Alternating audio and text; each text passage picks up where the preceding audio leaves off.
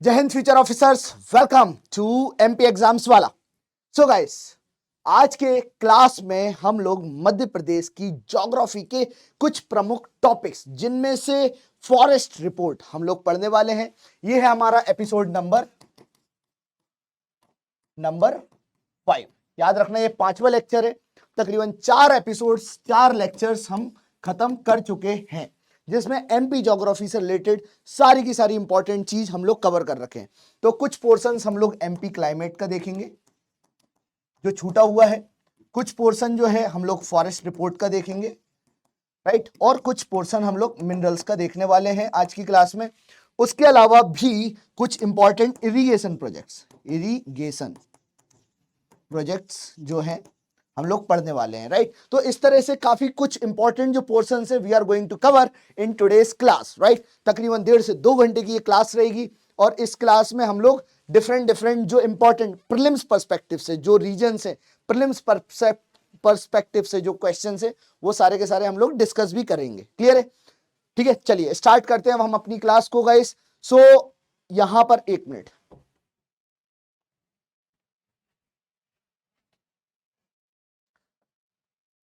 गर्म पानी चाहिए बोल देना, ठीक है, गर्म पानी का बोल देना या ग्रीन टी।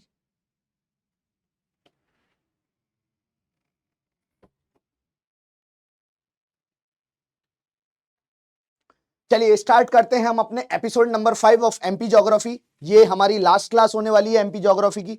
बहुत जबरदस्त क्लास होने वाली है। इस क्लास से मुझे ऐसा लगता है कि बहुत सारा पोर्शन जो है आएगा ही आएगा, 101% आएगा ही आएगा। स्टार्ट करते हैं some facts related to MP climate, right. देखो, क्योंकि हम लोग फैक्चुअल चीजें पढ़ रहे हैं तो यहां पर कुछ फैक्ट्स आते हैं, जैसे कि रिट्रीटिंग मानसून को मवाद कहा जाता है मध्य प्रदेश में। रिट्रीटिंग मानसून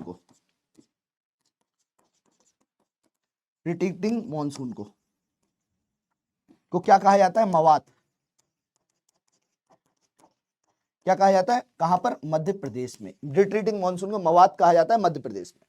फिर हम बात करें समर इन मध्य प्रदेश, अगर हम देखें तो summer in Madhya Pradesh is known as the unala. उनाला क्या बोला जाता है गाइस? उनाला, राइट, उनाला कहा जाता है। फिर विंटर को हम क्या बोलते हैं गाइस? विंटर को हम बोलते हैं सियाला। क्या बोलते हैं गाइस? विंटर को सियाला।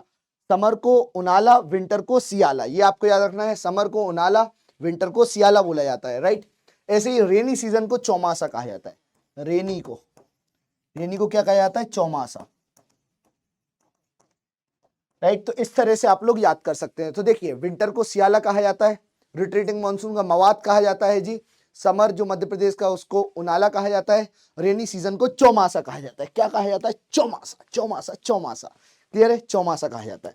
चलिए आगे बढ़ते हैं हम लोग और कुछ फैक्ट्स की तरफ।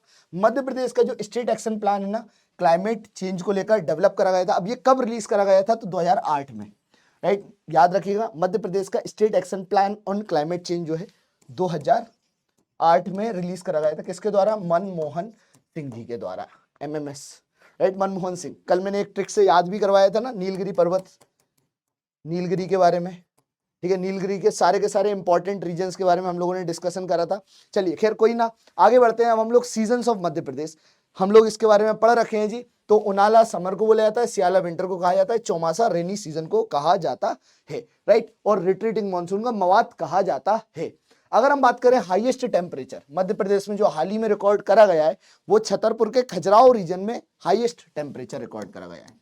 इंक्रीज इन टेम्परेचर कहां पर? प्रीलिम्स में डायरेक्ट क्वेश्चन बन जाते हैं। सबसे हाईएस्ट टेम्परेचर कहां का देखा गया है? तो वो है खजुराहो, दैट टू इन छतरपुर। ये आपको याद रखना है। कहां पर गाइस? खजुराहो इन छतरपुर, ठीक है। फिर hottest place, right, highest temperature मतलब यहां पे पीक पे गया है, लेकिन अगर हम हॉटेस्ट प्लेस की बात करें, मतलब ओवरऑल एवरेज की बात करें, तो वो है गंजबासोदा। क्या है? Ganjbasoda, that two of Vidisha. कहां पर? विदिशा। ये आपको याद रखना है जी। जो तापमान यहां पर देखने को मिला है वो है तकरीबन 48.7 डिग्री। ये हमें याद रखना है गाइस। ये भी हो गया एक नई चीज। फिर अगर हम बात करें कोल्डेस्ट प्लेस, तो इसी के बगल में ही है, ज्यादा दूर तो नहीं है। तो चूंकि कोल्डेस्ट है तो ठंडा ठंडा कूल कूल, राइट। सो कोल्डेस्ट की बात करें तो कोल्डेस्ट में आएगा शिवपुरी। शिवपुरी, ये हमें याद रखना है, जो कोल्डेस्ट प्लेस है वो है शिवपुरी, ये हमें याद रखना है गाइस। कोल्डेस्ट जो प्लेस है वो है शिवपुरी। क्लियर है, तो ये हम लोगों ने देख लिया गाइस, राइट। आगे बढ़ते हैं, अब हम लोग क्लाइमेट क्लासिफिकेशन ऑफ मध्य प्रदेश की। तो देखो जो ए आर सुब्रमण्यम है, आपसे ये पूछा जा सकता है कि किन किन लोगों ने क्लाइमेट को क्लासिफाई करा है।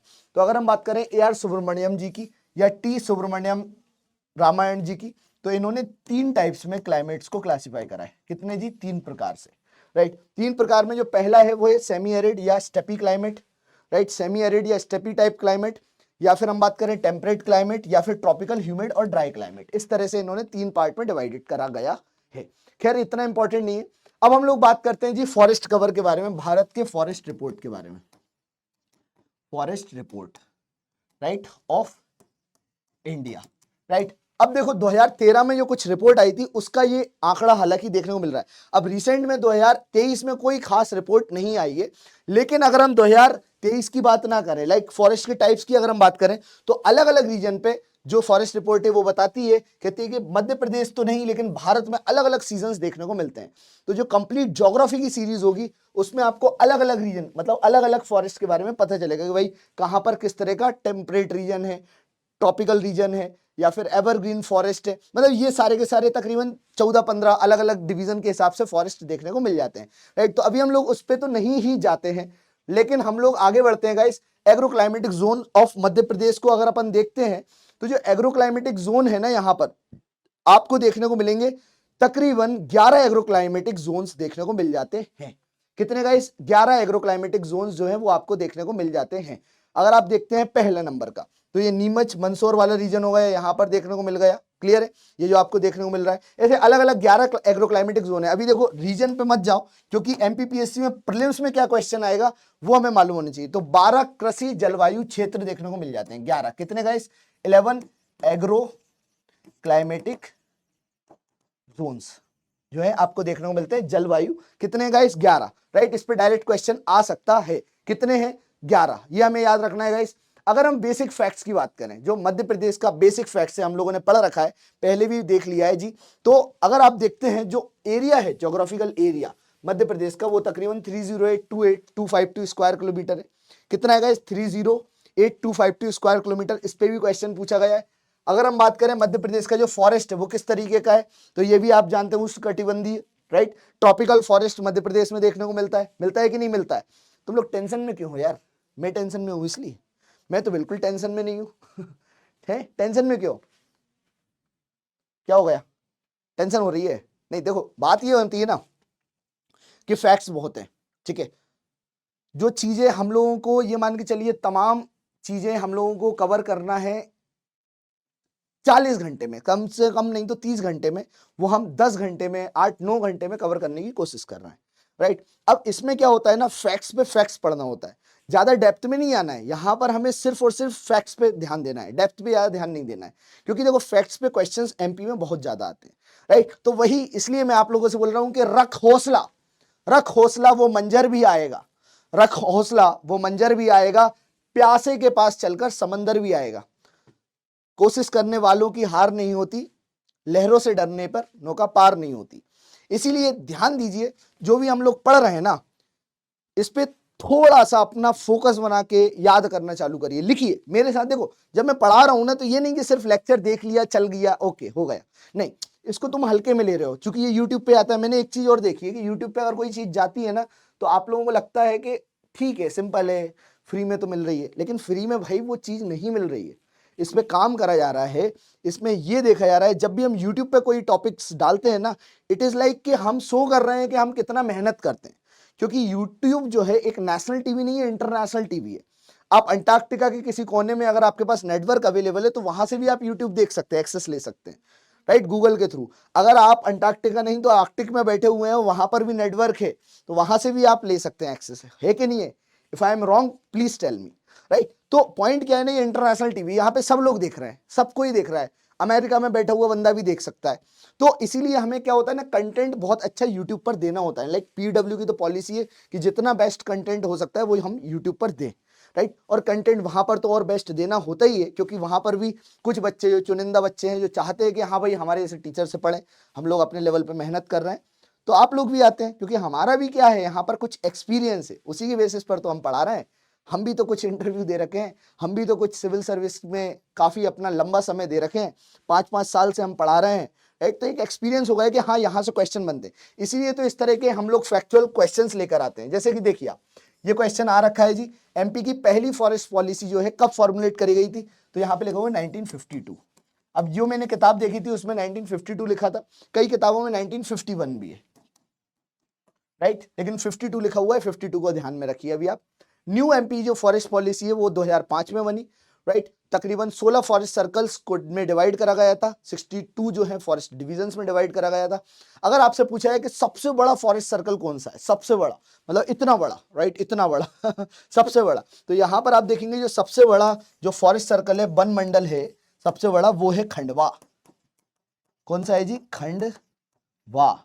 खंडवा सबसे बड़ा फॉरेस्ट सर्कल है, ये आपको याद रखना है। कौन सा है जी सबसे बड़ा फॉरेस्ट सर्कल, खंडवा, ये आपको याद रखना है। होशंगाबाद सबसे छोटा हम बोल सकते हैं वन मंडल है, तो सबसे स्मॉलेस्ट वन मंडल वो कौन सा है जी, वन मंडल जो सबसे स्मॉलेस्ट है वो है जी कौन सा, याद रखना होशंगाबाद। होशंगाबाद क्लियर है, होशंगाबाद क्लियर है, होशंगाबाद क्लियर है। फिर हम बात करें मंडला सबसे बड़ा संभाग है और जबलपुर सर्कल का हिस्सा है। ये हमने इसलिए देख लिया कि मंडला जो है वो सबसे बड़ा संभाग है, सबसे बड़ा संभाग है और वो जबलपुर सर्कल का हिस्सा है, ये भी हमें याद रखना है जी। अगर हम बात करें कि सांसद के पास 10 प्रभाव 12 मंडल, ये सब तो एक बार देख लेना तुम लोग, कोई दिक्कत वाली बात नहीं है कि भाई कितने जिले हैं, तो ये 52 लिखा हुआ है, 52 नहीं अब 55 हो गए, ठीक है। 16 मंडल है, 63 वन प्रभाग हैं, तकरीबन 11 नहीं है, ये 12 जो है राष्ट्रीय उद्यान है, नेशनल पार्क्स हैं, 7 प्रोजेक्ट टाइगर हैं जिनमें से एक प्रपोज्ड है, दुर्गावती, दुर्गावती, राइट, दुर्गावती क्लियर है, ये हो गया। फिर 3 बायोस्फीयर रिजर्व हैं जिनमें से मैन MAB के अंतर्गत भी है, मैन एंड बायोस्फीयर रिजर्व के अंतर्गत है, राइट। बायोस्फीयर रिजर्व जानते हो ना, UNESCO wires, UNESCO, right, UNESCO heritage के अंतर्गत आते हैं।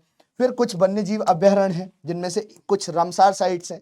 अब जैसे रामसार साइट्स की बात करी है तो भोपाल के बारे में तो हम पढ़े ही थे, अब रिसेंट में भोपाल के अलावा भी शिवपुरी में और इवन इंदौर में भी रामसार साइट्स को ऐड करा गया है। सिरपुर नाम सुना है तुम लोगों ने, सिरपुर? अब ये बताओ तुम लोग, सिरपुर मतलब भोपाल जो भोज वेटलैंड है उसके अलावा और कौन कौन से रामसार साइट्स हैं, इनके बारे में भी बताइए।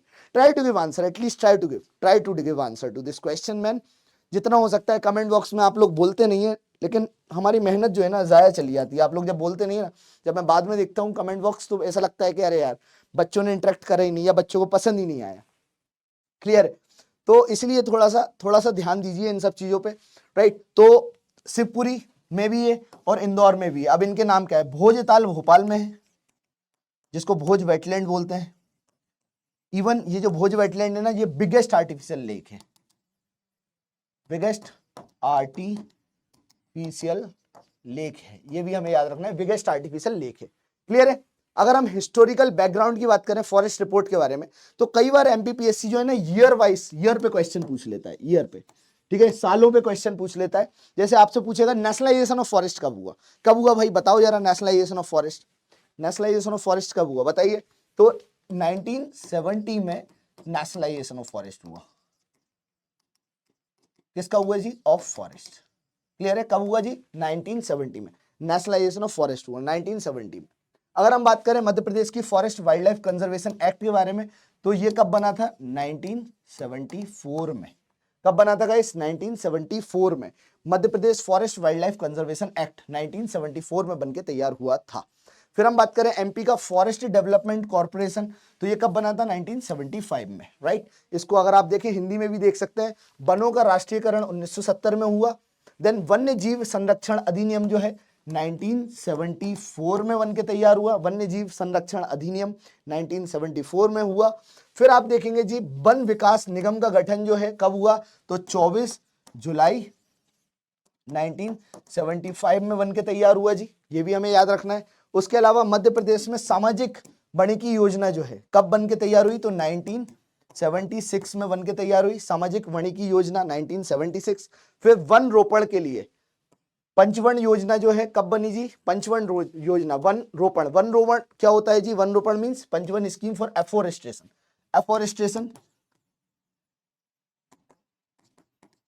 एफोरेस्टेशन कब हुई? 1976, ये हमें याद रखना है। 1976 एफोरेस्टेशन 1976, ये हमें याद रखना है। क्लियर है? फिर social forestry scheme, social forestry scheme.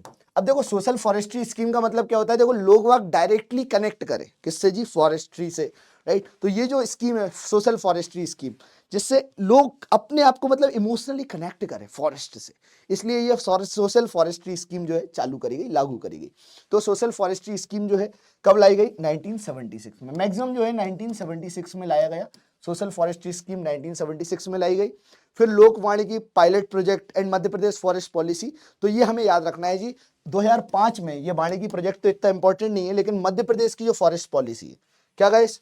Madhya Pradesh की forest policy, MP forest policy, right. जो मध्य प्रदेश की फॉरेस्ट पॉलिसी है ये 1952 में सबसे पहली बार लाई गई थी। इंपॉर्टेंट है। लेकिन अभी रिसेंट में, राइट, जो रिसेंट की अगर हम बात करें, रिसेंट में ये जो रिसेंट मतलब हम बोल सकते हैं लेटेस्ट है, तो लेटेस्ट जो आई थी वो 2005 में आई थी। ये हमें याद रखना है। कब आई थी गाइस? 2005 में आई थी, रिसेंट वाली, राइट। तो ये हम लोगों ने क्लियर कर लिया। फिर तो यही है फॉरेस्ट कवर, आप देख सकते हैं। अब देखो फॉरेस्ट कवर पे कभी भी क्वेश्चन आता है तो मैक्सिमम फॉरेस्ट कवर आपको बालाघाट, छिंदवाड़ा, जो सतपुड़ा वाला रेंज वाला रीजन है, जहाँ पे राजमहल हिल्स हो गई, जैसा कि आप लोगों ने देखा है ना। यहाँ पे आप देखिए जी, नर्मदा जो सोन वैली है, इसका जो नीचे वाला एरिया है, यहाँ पे आपको अच्छा खासा फॉरेस्ट कवर देखने को मिल जाएगा, राइट। तो यहाँ पर अगर आप इस पोर्शन में अगर आप देखते हैं, ध्यान से देखेंगे तो काफी सारी हिल्स हैं। जैसे राजमहल हिल्स हो गई, राजमहल हिल्स। फिर गाविलगढ़ हिल्स, राजमहल हिल्स हो गई, गाविलगढ़ हो गई। राग मामा, याद आ रहा है? मामा। फिर महादेव हिल्स हो गई, महादेव हिल्स हो गई, राइट, जहां पे आपको पचमढ़ी देखने को मिल जाएगा, पचमढ़ी, राइट। महादेव हिल्स हो गई, राग मामा। फिर आगे आता है जी मैकाल हिल्स, राइट। तो यहां पर आपको देखने को मिल जाएगा Maikal hills, right. Maikal hills हो गई, ये भी हमें याद रखना है। तो राग मामा क्या हो गए गाइस? अमर हो गए। तो यहां पर अनूपपुर के पास में, यहाँ इस कॉर्नर में आपको अमरकंटक हिल्स देखने को मिल जाएगी, राइट। तो अमरकंटक हिल्स हो गई। इस तरह से आप देखेंगे जी राजमहल, गाविलगढ़। अब ये कहाँ देखने को मिल रहा है? नीचे। अब चूंकि हिली रीजन है, तो हिली रीजन का एक खास फायदा होता है।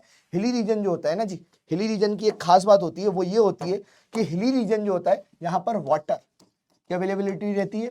और दूसरी चीज जो है, यहां पर जो पानी आ रहा है ना, मैक्सिमम वाटर जो आ रहा है आपका बे ऑफ बंगाल से आ रहा है। कहां से आ रहा है गाइस? बे ऑफ बंगाल से आ रहा है, नॉट फ्रॉम दी अरेबियन सी। देखो अरेबियन सी से आता है, लेकिन वो अरावली के चलते वो सीधा ऊपर की तरफ चला जाता है। That is the main reason कि ये जो रीजन है, मालवा पठार वाला रीजन हो गया, यहाँ पर रेनफॉल भी क्या होती है गाइस? काफी कम होती है, काफी कम होती है। Is this very much clear? इसमें कोई डाउट तो नहीं है? बताइए, if you have any doubt please tell me. हाँ जी, if you have any doubt please tell me fast. मैं पानी ले लेता हूं, आप लोग डाउट दे दीजिए।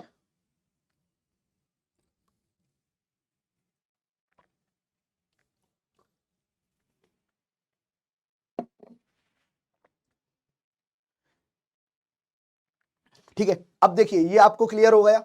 अब यहां पर आप देखेंगे एग्रो क्लाइमेटिक जोन्स के बारे में। Agro climatic zones. अब एमपीपीएससी ने प्रीलिम्स में एक बार नहीं कई बार पूछा है कि कितने एग्रो क्लाइमेटिक जोन है? 11 एग्रो क्लाइमेटिक जोन है। कितने हैं गाइस? 11 एग्रो क्लाइमेटिक जोन है। अगर आप देख रहे हैं यहां पर एग्रो क्लाइमेटिक जोन्स काफी सारे हैं, लेकिन इनमें से भी अगर हम स्पेसिफिकली देखें तो जो लार्जेस्ट डिवीजन है ना फॉरेस्ट का, largest forest division, largest forest division है वो है मंडला। क्या है गाइस? लार्जेस्ट फॉरेस्ट डिवीजन वो है मंडला। क्लियर है? लार्जेस्ट फॉरेस्ट डिवीजन वो है मंडला, ये हमें याद रखना है गाइस। फिर अगर आपसे पूछा जाए कि स्मॉलेस्ट फॉरेस्ट सर्कल कौन सा है, सबसे छोटा जो फॉरेस्ट सर्कल है, स्मॉलेस्ट फॉरेस्ट सर्कल वो कौन सा है? तो स्मॉलेस्ट फॉरेस्ट सर्कल,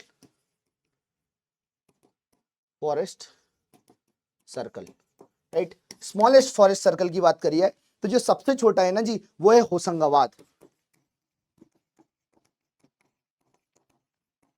रट लो भाई, मैं आप लोगों के लिए लिख रहा हूं। स्मॉलेस्ट फॉरेस्ट सर्कल, आप लोग मेरे साथ ही नोट्स बनाते रहे, राइट। तो स्मॉलेस्ट फॉरेस्ट सर्कल है वो है आपका होशंगाबाद। लार्जेस्ट हम लोगों ने देख लिया, स्मॉलेस्ट भी देख लिया, ठीक है। अब आपसे पूछा जाएगा बिगेस्ट फॉरेस्ट सर्कल कौन सा है, सबसे बड़ा फॉरेस्ट सर्कल कौन सा है, biggest forest circle, biggest forest circle, right. जो सबसे बड़ा फॉरेस्ट सर्कल है वो कौन सा है गाइस, तो वो है आपका सबसे बड़ा फॉरेस्ट सर्कल जो हम देखेंगे वो है खंडवा। क्या है गाइस, खंडवा। कौन सा है गाइस, खंडवा, ये हमें याद रखना है। तो जो सबसे बड़ा फॉरेस्ट सर्कल है वो है गाइस खंडवा, क्लियर है। सबसे बड़ा फॉरेस्ट सर्कल है वो है गाइस खंडवा, क्लियर है, ये हमें याद रखना है। तो ये हम लोगों ने देख लिया जी फॉरेस्ट सर्कल्स के बारे में। 11 एग्रोक्लाइमेटिक जोन है। अब देखिए, अगर आप एमपी के मैप को देखते हैं, मुझे ये तो नहीं लगता कि वो लोग इस तरह से क्वेश्चन पूछे कि इनमें से कौन सा एग्रोक्लाइमेटिक जोन नहीं है, लेकिन 11 एग्रोक्लाइमेटिक जोन है, ये हमें मालूम होना चाहिए, क्लियर है। फिर आगे बढ़ते हैं हम लोग। There are 3 major forest belts in Madhya Pradesh. तकरीबन 3 major forest belts Madhya Pradesh में है, जिनमें से पहला जो है वो है जी Vindhya Kaimur range forest belt. यहां पर अगर आप देखें, विंध्य कैमूर रेंज बेल्ट, वन बेल्ट, राइट। तो Vindhyas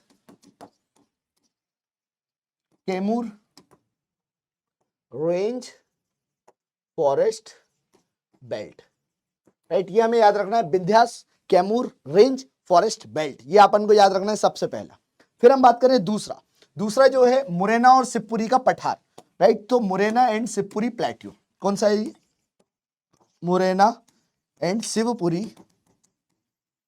plateau, right, plateau, right. तो मुरैना और शिवपुरी, तो यहां पर अगर अपन देखें विंध्य रेंज एक हो गया, फिर अपन देखें मुरैना शिवपुरी वाला रीजन एक हो गया, राइट। फिर अपन देखें तीसरे नंबर का, तो नर्मदा के दक्षिण में एक चौड़ी बेल्ट है, तो नर्मदा के दक्षिण में, अब नर्मदा के दक्षिण में कौन सा देखने को मिल जाएगा, सतपुड़ा रेंज, राइट। तो लोवेस्ट ऑफ नर्मदा, ये हमें याद रखना है, लोवेस्ट ऑफ, या फिर नर्मदा के नीचे, नर्मदा के नीचे जो है ना, नर्मदा के बीच में ये नीचे जो सतपुड़ा रेंज है, राइट। तो यहां पर भी बेल्ट देखने को मिलता है, ये हमें याद रखना है, क्लियर है। Is this very much clear guys, इसमें कोई डाउट, हाँ जी बताइए, ठीक है। तो ये आपके लिए क्लियर हो गया। अब हम देखो एडमिनिस्ट्रेशन के आधार पर अगर हम फॉरेस्ट को बांटे ना, तो प्रोटेक्टेड फॉरेस्ट जो है अभी भारत में कितने हैं जी, 32.84%। पीएससी ये भी क्वेश्चन पूछ सकता है आपसे। तो प्रोटेक्टेड कितना है जी, 32.84%, ये आपको याद रखना है। अब प्रोटेक्टेड है मतलब ये मान के चलो संरक्षित है। अब संरक्षित वन की क्या खास बात होती है, देखो संरक्षित जो वन होता है ना, इसको संरक्षण प्रोवाइड करवाई जाती है सरकार के द्वारा, संरक्षण प्रोवाइड करवाई जाती है सरकार के द्वारा कि भाई प्रोटेक्शन मिले, राइट। अगर प्रोटेक्शन नहीं मिलेगी तो बहुत बड़ी दिक्कत है कि नहीं है। संरक्षण प्रोवाइड कर किसका काम है जी, सरकार का, क्योंकि अगर नहीं मिलेगी तो वही एक कॉन्क्रीट जंगल्स बनते चले आएंगे, कॉन्क्रीट जंगल्स, ठीक है, and which is very dangerous, right, and devastating, right. तो ये हमें याद रखना है, devastating as well as the dangerous, right. अगर हम रिजर्व्ड फॉरेस्ट की बात करें तो वो तकरीबन 65.36% देखने को मिल जाएगा। कितना है जी, 65.36% जो आपको देखने को मिलेगा, ये क्या हो जाएगा जी, रिजर्व्ड फॉरेस्ट, क्लियर है, रिजर्व्ड फॉरेस्ट, ये हमें याद रखना है गाइस। अगर हम आरक्षित वन की बात करें, आरक्षित मतलब रिजर्व, वही आरक्षित वन ही रिजर्व्ड में आ जाता है। फिर तीसरा जो अनक्लासिफाइड फॉरेस्ट है, राइट, जहां पर कोई भी मतलब लेस एडमिनिस्ट्रेटिव अटेंशन है, जहां पर ग्राजिंग हो रही है, कुत्ता अपना पॉटी कर रहा है, ठीक है, गाय बैल जाके ग्रेजिंग कर रही है, मतलब कोई नहीं देख रहा है, कोई दिक्कत वाली बात नहीं है। तो ये कितना है जी, 1.8%, राइट, 1.8%। तो इस पे भी क्वेश्चन आ सकता है, इसको आप हल्के मत लीजिएगा। आपसे पूछा जा सकता है कि रिजर्व्ड फॉरेस्ट या आरक्षित जो है कितने हैं जी, आरक्षित वन, ठीक है, तो वो है 65.36%। बस इतना अपन को याद रखना है।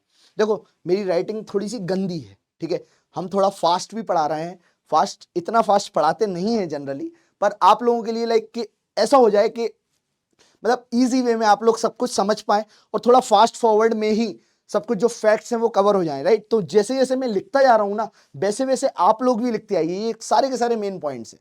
आप अगर इस लेक्चर को देखोगे ना, तो इसमें तकरीबन आपको 400 से 500 अलग अलग फैक्ट्स मिल जाएंगे, अलग अलग टाइप के, सिर्फ 1.5 घंटे के अंदर, राइट। तो इसलिए ध्यान से देखते चलो, सिर्फ वन लाइनर नोट करते आओ, वन लाइनर नोट करते आओ, सब कुछ कवर हो जाएगा, क्लियर है। आगे बढ़ते हैं हम लोग classification of forest based on the types of trees. देखो ट्रीज के आधार पर भी फॉरेस्ट आपको देखने को मिल जाएंगे। जैसे अगर अपन मध्य प्रदेश की बात करें तो यहाँ पे टीक फॉरेस्ट सबसे ज्यादा देखने को मिलते हैं, राइट, और सबसे ज्यादा ड्राई डेसिडुअस फॉरेस्ट भी देखने को मिलते हैं। अब ये कहाँ देखने को मिलते हैं, तो देखो ये जनरली ये सागर, छिंदवाड़ा, झाबुआ, धार वाला बेल्ट है, लेकिन अगर हम बात करें कि किस जगह पर सबसे ज्यादा, तो कितना परसेंट कवर करते हैं टीक जो है 17.8%। तो मध्य प्रदेश में अच्छा खासा जो पोर्शन जो कवर करते हैं या कवर करने वाले जो फॉरेस्ट है वो होते हैं टीक के पेड़, जिनको हम बोलते हैं सागौन के पेड़। सागौन के जंगल अपने को मालूम है बहुत फेमस है। और जो क्लाइमेट है याद रखना है वो कौन सा है जी, ड्राई डेसिडुअस फॉरेस्ट। तो सागौन के पेड़ सीधे सीधे होते हैं और अक्सर ये बोला भी आता है कि सीधे पेड़ काट दिए जाते हैं, है कि नहीं। आप लोगों से भी कई बार बोला गया होगा कि इतना सीधे बन के मत रहो, सीधे पेड़ अक्सर काट दिए जाते हैं। तो देखो मेरा ये कहना है कि फर्क होता है क्या बोला जाता है आप लोगों से, कि सीधे पेड़ काट दिए जाते हैं। जैसे सागौन का पेड़ होता है ना बिल्कुल सीधा होता है। तो मेरा यही कहना है कि फर्क होता है खुदा और फकीर में, फर्क होता है खुदा और फकीर में, फर्क होता है किस्मत और लकीर में, फर्क होता है किस्मत और लकीर में। अगर कुछ चाहो और ना मिले, अगर कुछ चाहो और ना मिले तो समझ लेना कुछ और अच्छा लिखा है किसने जी, तकदीर में, राइट। तो इसीलिए मैं आप लोगों से बोलता हूं जी सीधे पेड़ बनो, जरूरी है, लेकिन थोड़ा सा समय के साथ आड़े बनो, सेल्फिश रहो, right. Be motivated enough for your own exam. Exam निकलेगा तभी वैल्यू होती है, ये सच्चाई है। एग्जाम नहीं निकलता तो उस वैल्यू, मतलब वही है ना कि आप खुद से ओलंपिक में कोई फर्स्ट आए तो नीरज चोपड़ा जी को आप जान रहे हैं कि गोल्ड मेडल मिला, अब सेकंड वाले को, ब्रोंज वाले को, सिल्वर वाले को कौन पहचान रहा है। ग्रैंड मास्टर कोई बन गया तो बिल्कुल फ्रंट पेज पे आ गया ग्रैंड मास्टर देश। सेकंड रैंक कौन आया, थर्ड रैंक कौन आया, कौन पहचान रहा है। जिसने पीटी क्लियर ही नहीं करा उसको तो और कोई नहीं पहचान रहा है, राइट। तो इसलिए मैं आप लोगों से बोल रहा हूं मेहनत करो, बस मेहनत करना अपना काम है, बाकी सब खुदा के हाथ में, भगवान के हाथ में, ईश्वर के हाथ में छोड़ दीजिए, राइट। चलिए आगे बढ़ते हैं। तो ये सागौन का पेड़ मैंने बताया, ऐसे ही साल ट्री हो गई, राइट। तो ये सब लोग आप लोग थोड़ा सा देख लेना, साल के पेड़ भी देखने को मिलते हैं। हमारे मध्य प्रदेश में मिक्स्ड डेसिडुअस फॉरेस्ट भी देखने को मिलते हैं, ठीक है, जो कि जनरली अगर आप देखें मिक्स्ड डेसिडुअस फॉरेस्ट की अगर हम बात करें तो जो मिक्स्ड डेसिडुअस फॉरेस्ट है ना गाइस, इनकी खास बात है जो जिनको मिश्रित पर्णपाती वन भी बोला जाता है, मिश्रित पर्णपाती वन, मिश्रित पर्णपाती वन, राइट। ये आपको याद रखना। अब ये कहां देखने को मिलते हैं मिक्स्ड डेसिडुअस, जहां भी वर्ड डेसिडुअस है ना इसका मतलब होता है पतझड़। क्या है जी, पतझड़, राइट, ऐसे करके पतझड़, राइट। तो मिक्स्ड डेसिडुअस जो फॉरेस्ट है आपको देखने को मिलेंगी जी किस क्षेत्र में, ये आपको बालाघाट वाला रीजन हो गया, राइट, या फिर छिंदवाड़ा वाला, ये जो नीचे वाला रीजन है ना, बालाघाट छिंदवाड़ा वाला रीजन हो गया, है ना, होशंगाबाद मंडला वाला रीजन हो गया, यहाँ पर मिक्स्ड डेसिडुअस फॉरेस्ट देखने को मिलते हैं। क्लियर, मतलब थोड़ा सा बेसिक आइडिया होना चाहिए कि mixed deciduous forest Madhya Pradesh के किस क्षेत्र में देखने को मिलते हैं। क्लियर है। Now we move on to the next one guys. Madhya Pradesh का राज्य वन विकास निगम बना हुआ है। क्या बना हुआ है जी, राज्य वन निगम बना हुआ है। अब it was incorporated as a company under which, तो कंपनीज एक्ट कब बन के तैयार हुआ, 1975 में। ये हमें याद रखना है, कब बन के तैयार हुआ, 1975 में। ये हमें याद रखना है जी, राज्य वन विकास निगम। फिर से मैं आप लोगों को बता देता हूं, क्योंकि यहाँ पे लिखा हुआ है कि भाई जो मिक्स्ड डेसिडुअस फॉरेस्ट है वो क्या होता है, मॉइस्ट डेसिडुअस फॉरेस्ट होता है वो क्या होता है, किस क्षेत्र में पाया जाता है, और आखिरी में, सबसे आखिरी में जो आपको देखने को मिलता है जी वो है थॉर्नी फॉरेस्ट, राइट। तो इनके बारे में हम लोग 2 मिनट में खत्म कर लेते हैं। Is this very much clear. एक बार और पढ़ेंगे, सब लोग ध्यान से सुनना। जो सबसे पहला जो फॉरेस्ट है वो है mixed deciduous forest, tropical deciduous forest. फिर से याद रखना जी, कौन सा है जी, tropical dry deciduous forest, tropical dry deciduous forest. अब इस फॉरेस्ट की मालूम है खास बात क्या है, इस फॉरेस्ट की खास बात, यहाँ पे जो रेनफॉल होती है ना वो तकरीबन 50 से 100 सेंटीमीटर की होती है। कितनी जी, 50 से 100 सेंटीमीटर, ये हमें याद रखना है, 50 से 100 सेंटीमीटर रेनफॉल आपको देखने को मिलती है। क्लियर है, ये भी याद हो गया आपको, बढ़िया बढ़िया। फिर ये जो क्षेत्र है कहां पर ये पाए जाते हैं, ट्रॉपिकल ड्राई डेसिडुअस फॉरेस्ट। तो जनरली अगर आप देखेंगे ना जी, ये जो होशंगाबाद, बैतूल, छिंदवाड़ा, ये जो वाला रीजन होता है ना, यहाँ पे सागर हो गया थोड़ा सा, मतलब इस तरह से, सागर तो बहुत ऊपर हो गया है, लेकिन ये थोड़ा वाला ये जो क्षेत्र है ना, यहाँ पर आपको देखने को मिल जाएगा ट्रॉपिकल ड्राई डेसिडुअस फॉरेस्ट। ठीक है, ट्रॉपिकल, फिर से ध्यान रखना, ट्रॉपिकल ड्राई डेसिडुअस फॉरेस्ट, ये आपको देखने को मिल जाएगा। फिर जहां भी वर्ड डेसिडुअस आ जाए, डेसिडुअस मींस यहाँ पे पतझड़ देखने को मिलता है, तो जहां भी वर्ड डेसिडुअस आ जाए इट मींस व्हाट, पतझड़, पत्ता जो है ना गिरेगा, ठीक है, पत्ता जो है यहाँ पर गिरेगा ही गिरेगा, याद रखिएगा। तो पत्ता गिरेगा तो लीव्स फॉल इन समर। और जो मेन ट्रीज यहाँ पर देखने को मिलती है, जैसे शीशम हो गई, राइट, जैसे आप देखेंगे पीपल के पेड़ हो गए, राइट, तो पीपल के पेड़ झड़ते हैं, टीक हो गया, राइट, तो ये जो पेड़ है यहाँ पर देखने को मिल जाते हैं। तो एक एक अपन लोगों ने देख लिया रीजन, पहला वाला जहां पर जनरली जो फॉरेस्ट देखने को मिलते हैं उनमें से एक है जी ट्रॉपिकल ड्राई डेसिडुअस फॉरेस्ट, ये हमें याद रखना है। फिर दूसरे नंबर पर जो फॉरेस्ट देखने को मिलता है वो है आपका tropical moist deciduous forest, moist deciduous forest, right, कौन सा है, ट्रॉपिकल, ठीक है, ट्रॉपिकल मॉइस्ट डेसिडुअस फॉरेस्ट। अब इसकी एक खास बात है, इसकी क्या खास बात है गाइस, इसकी जो खास बात है ना वो यहां पर देखेंगे रेनफॉल जो होता है ना 100 से 150 सेंटीमीटर का होता है, 100 टू 150 सेंटीमीटर रेनफॉल यहां पर आपको देखने को मिलता है। कितना, 100 से 150 सेंटीमीटर रेनफॉल, ये हमें याद रखना है, कितना, 100 से 150 सेंटीमीटर रेनफॉल, ठीक है। अब इसकी एक और खास बात है, ये कहाँ मिलते हैं, तो ये जो फॉरेस्ट देखने को मिलते हैं ना, ये जनरली जैसे ये जो रीजन देखने को मिल रहा है सिंगरौली, ठीक है, आप बात करेंगे सियोनी वाला क्षेत्र हो गया, उमरिया वाला रीजन हो गया, शहडोल वाला रीजन हो गया, यहां पर ये जो है देखने को मिलता है tropical moist deciduous forest, tropical moist deciduous forest, tropical moist deciduous forest, clear है। तो ये आपको याद रखना है, फिर से बार बार इसलिए लिखता हूं कि तुम्हारे दिमाग में प्रिंट हो जाए, क्लियर है। अब पेड़ कौन कौन से मिलते हैं, जैसे साल हो गया, साल के पेड़ मिल गए, यहाँ पे महुआ के पेड़ मिल गए, ये सब देखने को मिल जाते हैं। उसके अलावा अगर हम बात करें जो तीसरे नंबर का फॉरेस्ट है, सब लोग ध्यान से लिखो, एक बार और लिखो फटाफट, जो तीसरे नंबर का फॉरेस्ट है वो है थॉर्नी फॉरेस्ट। कौन सा है जी, थॉर्नी, थॉर्नी जहां भी वर्ड यूज हो ना, थॉर्नी, राइट, इसकी क्या खास बात होती है, ये जो थॉर्नी फॉरेस्ट होते हैं ये कटीले होते हैं, इनमें कांटे जरूर निकलते हैं, कांटे, राइट, स्पाइंस देखने को मिलता है, कांटे, कटीले फॉरेस्ट होते हैं, और लीव्स जो होती है ना वो कन्वर्ट हो जाती है स्पाइंस, मतलब कांटों में, राइट। तो थॉर्नी जो फॉरेस्ट है वहां पर होते हैं जहां पर रेनफॉल जो है वो काफी ज्यादा कम होती है, ये हमें याद रखना है। कहाँ होते हैं, यहाँ पर रेनफॉल जो है वो काफी ज्यादा कम होती है, इसकी खास बात होती है थॉर्नी फॉरेस्ट की, क्लियर है। तो यहाँ पर रेनफॉल काफी ज्यादा कम होती है, उसको थॉर्नी फॉरेस्ट बोलते हैं। अब ये कहाँ देखने को मिलते हैं, थॉर्नी फॉरेस्ट जो आपको देखने को मिलेंगे ये इस ऊपर वाले रीजन में, जहां पर आप देखेंगे शिवपुरी के ऊपर वाले ये जो पठार क्षेत्र है, बिहड़ वाला क्षेत्र हो गया, मुरैना हो गया, अपना ये छतरपुर हो गया, राइट, मतलब छतरपुर, ये टीकमगढ़ हो, छतरपुर तो नहीं, टीकमगढ़ हो गया, बुंदेलखंड से टच करता हुआ जो क्षेत्र है ना ये आपको देखने को मिल रहा है जी, है ना, जहाँ पे चंबल वाला क्षेत्र है, ठीक है, श्योपुर वाला रीजन हो गया, तो यहाँ पर ये आपको देखने को मिलेगा। और ये क्यों, क्योंकि यहाँ पर रेनफॉल भी कम है, और रेनफॉल कितनी है जी, रेनफॉल जो अगर आप देखेंगे ना यहाँ पर बहुत कम है, it is all about 25 to लेकर 75 सेंटीमीटर, ये हमें याद रखना है, जिसको हम ट्रॉपिकल थॉर्नी फॉरेस्ट भी बोलते हैं। तो ये 3 प्रकार के फॉरेस्ट मैंने आपको फटाफट चुटकियों में याद करवा दिए। इसमें कोई भी डाउट हो तो बताइए, यस, कोई भी डाउट हो तो बताइए, थोड़ा फास्ट बता दिए, टेंशन तो नहीं है, बताइए कोई भी डाउट होता।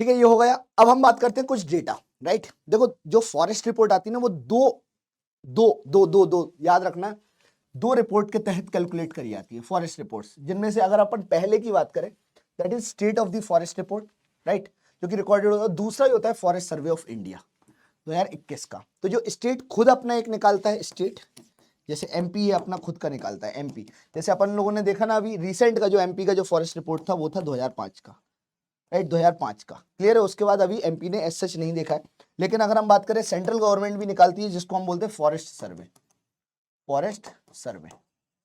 अब फॉरेस्ट सर्वे जो है अभी लास्ट जो आया था वो 2022 का था, आई थिंक 2022 का, क्लियर है, मतलब 2023 में तो नहीं आया, अब 2020 का था लेकिन 2022 में उसकी रिपोर्ट आई थी, ऐसा कुछ है, क्लियर है। मतलब बहुत पहले से चालू करते हैं तब भी जाके इनका 1.5 साल 2 साल लग जाता है, तब जाके ये देते हैं, इनकी खास बात है। खैर तो हम आगे बात करते हैं जी, ministry of environment forest and climate change जो है, राइट, ये एक अपने आप में एक मंत्रालय है, ministry of environment forest and climate change, जो इस क्षेत्र में काम करती है।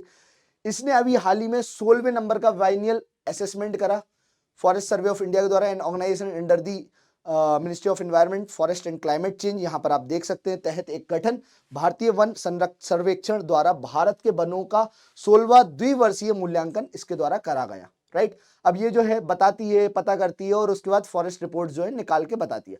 अब इसकी मेन फाइंडिंग क्या है, देखो हमें ये जानना है कि कितनी मेन फाइंडिंग है। तो अगर हम बात करें total tree cover, right, total tree cover की बात करें तो इट इज नियर अबाउट 24.56%। कितना है जी ट्री कवर? 24.56%। ये हमें याद रखना है ट्री कवर के बारे में, 24.56%। ठीक है, ये क्लियर हो गया। इसके अलावा अगर अपन बात करें टोटल फॉरेस्ट कवर, जो टोटल फॉरेस्ट कवर है जी, तो वही है 25.14%। ठीक है, अब इसको इतना ज्यादा डेप्थ में जानने से बेटर है कि मतलब थोड़ा सा ही देख लो। जैसे tree cover that is 2.89% of the geographical area of the country देखने को मिल जाता है। छोड़ दो इसको, कोई खास नहीं है। हाँ, 16वें नंबर का हम लोगों ने देख लिया, 16वें नंबर का देखा हम लोगों ने। अब हम लोग देखें 17वें नंबर का। राइट, यहाँ पर 17वां जो बाइनियल असेसमेंट है भारतीय फॉरेस्ट रिपोर्ट का, जो फॉरेस्ट सर्वे ऑफ इंडिया का, तो ये भी 17वें नंबर का देता। अब जो 17वें नंबर का है वो 2021 का रिपोर्ट है। राइट, अब जो 2021 का रिपोर्ट है वो भी काफी सारी चीजें बताता है, ये सब छोड़ दो अब आप लोग। ठीक है, यहां पर आप देखो, ठीक है, यहां पर आप देखो लैंड यूज टाइप्स के बारे में इन्होंने बताया है। राइट, अगर आप देखते हैं reporting area for land utilization वो है 100%। राइट, अगर आप मध्य प्रदेश की बात करें तो रिपोर्टिंग एरिया, राइट, तो वो है कितना है जी? 100%। क्लियर है। अगर हम बात करें फॉरेस्ट टोटल कितने हैं, फॉरेस्ट टोटल, तो फॉरेस्ट टोटल कितने हैं जी? फॉरेस्ट टोटल वो दैट इज 28.31%। राइट, अगर हम बात करें कौन से एरिया है जो अवेलेबल नहीं है लैंड कल्टीवेशन के लिए, not available for land cultivation, not available for land cultivation, तो वो कितना है जी? 11.39%। राइट, जो अवेलेबल बिल्कुल भी नहीं है राइट लैंड कल्टीवेशन के लिए, तो वो है 11.39%। ये हमें याद रखना है, 11.39%, ये आपको याद रखना है गाइस। फिर हम आगे बढ़ते हैं गाइस, तो परमानेंट पास्चर या फिर अदर ग्रेजिंग लैंड की बात करें। परमानेंट पास्चर, परमानेंट पास्चर्स, ठीक है, परमानेंट पास्चर मतलब जहां पर गाय जाके थोड़ा सा ग्रेस कर सकती है, मतलब खा सकती है, घास को चर सकती है। राइट, तो वो जो है 4.35%। ठीक है, ये डेटा थोड़ा सा इंपॉर्टेंट है, अभी आप लोगों को बोरिंग लग रहा होगा, राइट, इसलिए हल्के मतलब बस थोड़ा सा पढ़ लो यार, इतना इंपॉर्टेंट डेटा है, बस इतना अगर आपने देख लिया, मेन मेन चीज हम लोगों ने देख लिया है। क्लियर है। फिर हम बात करते हैं, आगे बढ़ते हैं, आगे बढ़ते हैं। ये कोई खास है नहीं है, इंपॉर्टेंट नहीं है। राइट, ये सब छोड़ दो, अभी हाल ही की चीजें, ये काफी मतलब इतना इंपॉर्टेंट नहीं है। राइट, हाँ, अब देखो टोटल जो टॉप 5 स्टेट्स हैं इन terms of increase in forest cover जो देखने को मिला है, मतलब जहां पर टॉप 5 स्टेट जहां पर इंक्रीमेंट ऑफ फॉरेस्ट कवर देखने को मिला है, उनमें से अगर आप मेन देखेंगे वो है जी आंध्र प्रदेश। ठीक है, आंध्र प्रदेश के बाद कौन हो गया? तेलंगाना। ठीक है, उसके बाद क्या हो गया? उड़ीसा। उसके बाद क्या हो गया? कर्नाटका, कर्नाटका। राइट, उसके बाद क्या हो गया? झारखंड, झारखंड। इस तरह से आप देखेंगे ये 5 जो है 5 स्टेट्स हैं टोटल, जिनमें से एक क्वेश्चन पूछा भी गया था। हालांकि अभी हम स्टेट वाइज बात कर रहे हैं, तो फॉरेस्ट कवर की लेवल पे हम लोग बात कर रहे हैं, तो उसमें आंध्र प्रदेश में काफी ज्यादा बड़ा है। राइट, लेकिन जो हिली रीजन है जैसे नॉर्थ ईस्ट रीजन में जो फॉरेस्ट कवर है वो काफी ज्यादा कम हुआ है, ये भी हमें याद रखना है जी। नॉर्थ ईस्ट में जो फॉरेस्ट कवर है वो काफी ज्यादा कम हुआ है, ये हमें याद रखना है। Is this very much clear? If you have any doubt please tell me. नहीं है, बताइए। ठीक है, छोड़ दो अब। ठीक है, मैनग्रोव कवर की बात कर लेते हैं। तो मैनग्रोव कवर जो है, अगर आपसे ऐसे स्टेटमेंट वाइज पूछे जा सकता है, क्या मैनग्रोव कवर इंक्रीज हुआ है? हाँ जी, मैनग्रोव कवर इंक्रीज हुआ। मैनग्रोव होता क्या है? देखो, मैनग्रोव जो आवरण होता है ना, ये वो क्षेत्र होता है जहां पर मैनग्रोव क्या देखने को मिलते हैं जी? मैनग्रोव देखना। अब मैनग्रोव किस तरह के होते हैं? वेटलैंड्स होते हैं। These are like the wetlands. Right, अब वेटलैंड्स की क्या खास बात होती है गाइस? वेटलैंड की ये खास बात होती है, ये जो होता है यहाँ पर वाटर होता है सब जगह। ठीक है, पानी काफी ज्यादा होता है, इनको हम मार्श लैंड्स भी बोलते हैं, मार्सी लैंड्स भी बोलते हैं। और एमपीपीएससी ने एक और क्वेश्चन पूछा था कि ये जो मार्सी लैंड है ना, ये जो मार्सी लैंड है, राइट, मार्सी लैंड को और क्या बोला जाता है? स्वाम्पी लैंड। नॉट ओनली दैट, यहां पर एक पेड़ पाया जाता है जिसको हम क्या बोलते हैं जी? सुंदरी ट्रीज, सुंदरी ट्रीज।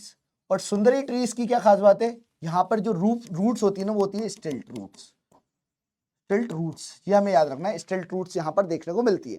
ठीक है, जो रूट्स होती है ना वो हवा में रहती है, बस इतना अपन को याद रखना है। तो सुंदरी ट्रीज, मार्सी लैंड्स, वेटलैंड, ये जो है ये क्या हुआ है जी, इंक्रीज हुआ है। बहुत ज्यादा तो नहीं हुआ है लेकिन थोड़ा सा हुआ है। कितना हुआ है, 0.34%। कितना देखने को मिला है, 0.34%। ये हम देख पा रहे हैं। Is this very much clear guys? फिर हम देखते हैं जी forest prone to fire. Analysis ये रिवील करती है कि 22.27 जो परसेंट फॉरेस्ट कवर है that is prone to forest power, मतलब फॉरेस्ट फायर, राइट। तो कहीं पर अगर आपको मेंस में लिखना हो तो आप लिख सकते हैं, अदरवाइज इतना इंपॉर्टेंट नहीं है। बांबू के बारे में बात करें तो bamboo wearing area of the countries estimated near about this much kilometre, तो इतना इंपॉर्टेंट ये भी नहीं है। अब हम बात करते हैं top 5 states in terms of forest area, area wise. तो वही अब आप देखिए, यहां पर मैंने क्या पढ़ाया था, आंध्र प्रदेश बोल दिया था ना जी, हाँ आंध्र प्रदेश साउथ में इंक्रीज हुआ है, राइट। ठीक है, अगर हम बात करें जहां पर सबसे ज्यादा मतलब इंक्रीमेंट देखने को मिला है परसेंटेज वाइज, तो उसमें अपना है Arunachal Pradesh in terms of forest area, area wise ranking. यहां पर क्या था, increase in forest cover, right. Increase in 5 terms of increase in forest cover जो देखने को मिल रहा है, ठीक है। ठीक है, ये याद रखना है। तो top 5 states in terms of increase in forest cover ये अपन ने देख लिया है जी। अब देखिए यहां पर एरिया वाइज अगर अपन रैंकिंग की बात करें तो top 5 states in terms of forest area, तो एरिया वाइज रैंकिंग में Madhya Pradesh has the largest forest cover in the country followed by. अब मध्य प्रदेश के बाद अगर अपन देखें, मध्य प्रदेश के बाद किस क्षेत्र में सबसे ज्यादा लार्जेस्ट है, तो वो है जी अरुणाचल प्रदेश, अरुणाचल प्रदेश। उसके बाद आप देखेंगे जी छत्तीसगढ़, फिर उड़ीसा और फिर महाराष्ट्र, राइट। मतलब एरिया वाइज अपन बात कर रहे हैं। यहां पर देखो वहां पर इंक्रीमेंट देखने को मिला, आंध्र प्रदेश ने फॉरेस्ट कवर जो है ना इंक्रीज करा, थोड़ा सा इंक्रीज करा, लेकिन यहां पर क्या है जी, एरिया वाइज सबसे ज्यादा मध्य प्रदेश में। फिर एरिया वाइज अगर अपन देखते हैं, ये अगर मैप देखते हो तो एरिया वाइज मध्य प्रदेश के बाद आपको आंध्र प्रदेश में देखने को, वो सॉरी अरुणाचल प्रदेश में देखने को मिल जाएगा, जिसकी राजधानी अरुणाचल प्रदेश की राजधानी क्या है, ईटानगर, राइट। तो यहां देखने को मिल जाएगा। फिर आप देखते हैं महाराष्ट्र, फिर आप देखेंगे छत्तीसगढ़, महाराष्ट्र हो गया, उड़ीसा, छत्तीसगढ़, ये वाला क्षेत्र हो गया। क्लियर है? तो ये हम लोगों ने देख लिया जी, वन क्षेत्र की दृष्टि से शीर्ष 5 राज्य जो है यहां पर आपको देखने को मिल जाते हैं। क्लियर है? फिर टॉप 5 स्टेट्स या union territories in terms of increase in forest cover. अगर हम स्टेट एंड यूनियन टेरिटरीज दोनों लेते हैं ना, तो यहां पर अगर आप देखें ना, तो जो जम्मू कश्मीर पहले मतलब जब रैंकिंग आई थी तब जम्मू कश्मीर बोला जाता था, अभी लेह और लद्दाख हो गया है, तो फिर थोड़ा बहुत चेंज होगा।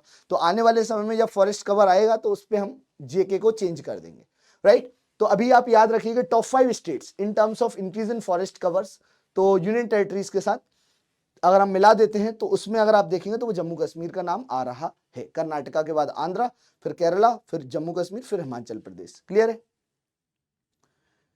ठीक है भैया, तो ये हम लोगों ने देख लिया है ना।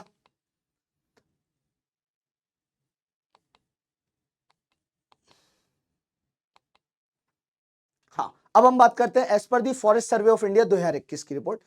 3 डिस्ट्रिक्ट हैं, 3 जिले हैं जहां पर मैक्सिमम फॉरेस्ट एरिया, जिले में मतलब मध्य प्रदेश की बात कर रहे हैं, तो 3 जिले यहां पर मैक्सिमम फॉरेस्ट एरिया देखने को मिलता है, जिनमें से एक है जी बालाघाट, सबसे पहला, राइट। यहां पे इंक्रीज इन फॉरेस्ट देखने को मिला है। जिनमें से अगर आप देखते हैं, इनमें से अगर आप देखते हैं तो फॉरेस्ट सर्कल में नंबर 1 है, राइट। जो फॉरेस्ट सर्कल में नंबर 1 है वो है खंडवा, खंडवा हो गया। फॉरेस्ट सर्कल में जो नंबर 1 है वो है खंडवा, राइट। फिर अगर हम बात करें जी एरिया वाइज, परसेंटेज वाइज, तो यहाँ पे वही देखो देखने को मिल ही रहा है, 3 डिस्ट्रिक्ट में मैक्सिमम फॉरेस्ट एरिया, बालाघाट, फिर छिंदवाड़ा, फिर बैतूल, ये हमें तीनों के तीनों देखने हैं। तो सर्वाधिक वन क्षेत्र वाले शीर्ष जो 3 जिले हैं, जिनमें से पहले नंबर पे बालाघाट, दूसरा छिंदवाड़ा, तीसरा नंबर का बैतूल हो गया। फिर जहां पर सबसे कम है, अगर हम इंडिया में बात करें तो जहां पर सबसे कम है इंडिया में, ऐसा कौन सा स्टेट है जहां पर सबसे कम फॉरेस्ट कवर देखने को मिलता है, तो वो है हरियाणा। उसके नाम में ही है हराना, हरियाणा ऐसे करके, तो हरा ना, ठीक है। तो यहाँ पे ना देखने को मिल रहा है। ऑन द अदर हैंड अगर हम मिनिमम फॉरेस्ट एरिया की बात करते हैं यहाँ पर, तो उनमें से पहला हो जाएगा उज्जैन, ठीक है, महाकाल की नगरी। फिर दूसरा हो गया रतलाम, और तीसरा हो गया शाहजहाँपुर। तो ये आपका उज्जैन हो गया, यहाँ पे बगल में रतलाम, और फिर शाहजहाँपुर भी यहीं पे पास में हो गया, राइट। तो इस तरह से आप याद रखिएगा उज्जैन, रतलाम और शाहजहाँपुर, ये आपको देखने को मिल जाएगा। Is this very much clear? तो न्यूनतम वन क्षेत्र वाले जो शीर्ष 3 जिले हैं, उनमें से सबसे पहला उज्जैन हो गया, दूसरा रतलाम हो गया, तीसरा शाहजहाँपुर हो गया। ये हमें याद रखना है। Is this very much clear guys? बताइए, इसमें कोई भी डाउट हो तो बताइए। राइट। तो फॉरेस्ट सर्वे के अनुसार ये हम लोगों ने बात करी है ना। फिर हम बात करते हैं जी 3 district with maximum percentage of forest cover. देखो यहाँ पे आप मैक्सिमम परसेंटेज, देखो सब में थोड़ा थोड़ा डिफरेंस है मैक्सिमम परसेंटेज वाइज। जो 3 जिले जहां पर maximum percentage of forest cover देखने को मिलता है तो वो गया बालाघाट, फिर दूसरे नंबर पर आ गया श्योपुर और तीसरे नंबर पे उमरिया, राइट। यहां पर भी अगर आप देखेंगे ना तो बालाघाट, छिंदवाड़ा, बैतूल जो था ना, ये कौन से के बेसिस पे थे? मैक्सिमम फॉरेस्ट एरिया के बेसिस पे। देखो एरिया के बेसिस पे अलग होता है, परसेंटेज के बेसिस पे अलग होता है। कई बार बच्चे अभी देखना कमेंट भी करेंगे कि सर एरिया के बेसिस पे आपने अलग बताया, मतलब मतलब बालाघाट ये ऐसे बताया था, लेकिन देखो एरिया के बेसिस, एरिया का मतलब क्या होता है कि भाई अगर इतनी चादर है तो उतनी चादर में से कितने में पैर पसारा, वो एरिया हो गया। ऑन दी अदर हैंड यहां पर अगर आप देखें कितना परसेंटेज, अब चादर ही छोटी है, अब चादर इतू सी है, अब उसका भी इतना सही हाथ ही पसार दिया तो चादर का ये मान के चलो 70% एरिया कवर हो गया। तो यहां पर आप क्या देखेंगे जी, यहां पर आप देखेंगे क्या? Percentage wise. तो परसेंटेज में बालाघाट नंबर 1, फिर श्योपुर दूसरे नंबर पर, तीसरे नंबर पे उमरिया, राइट। ये हमें याद रखना है, क्लियर है।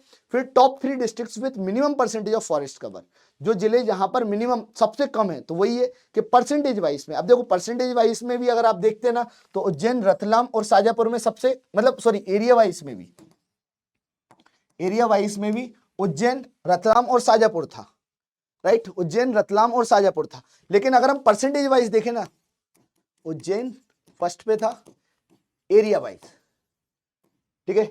दूसरे पे क्या हो गया? रतलाम, और तीसरे पे हो गया शाजापुर, राइट, शाजापुर हो गया। लेकिन अगर हम 3 districts with minimum percentage of forest cover अगर अपन देखते हैं तो उनमें से पहला हो गया उज्जैन, फिर दूसरा हो गया शाजापुर, और फिर तीसरा हो गया आपका रतलाम। क्लियर है? दूसरा शाजापुर हो गया, तीसरा हो गया आपका रतलाम। ये हमें याद रखना है। Is this very much clear? बताइए, if you have any doubt please tell me, है ना। इसमें मुझे नहीं लगता कि कोई भी डाउट होना चाहिए एट एनी कॉस्ट, राइट। अब देखो इनके बारे में तुम लोगों ने कभी ना कभी तो पढ़ा ही होगा कि भाई ड्राई डेसिडुअस फॉरेस्ट जो होता है, जिसको हम बोलते हैं उष्ण कटिबंधीय शुष्क पर्णपाती वन, राइट। अब इनमें वर्षा कितनी होती है ये आप लोगों ने पढ़ा होगा, तो 50 से 100 सेंटीमीटर देख लिया जी। फिर आप देखेंगे मॉइस्ट डेसिडुअस फॉरेस्ट जो आपके मध्य प्रदेश में देखने को मिलते हैं, जहां पर लाल और पीली मिट्टी देखने को मिलती है, जहां पर रेनफॉल जो है 100 से 150 सेंटीमीटर देखने को मिलती है, तो वो गए ट्रॉपिकल मॉइस्ट डेसिडुअस फॉरेस्ट 100 से 150 सेंटीमीटर वाला।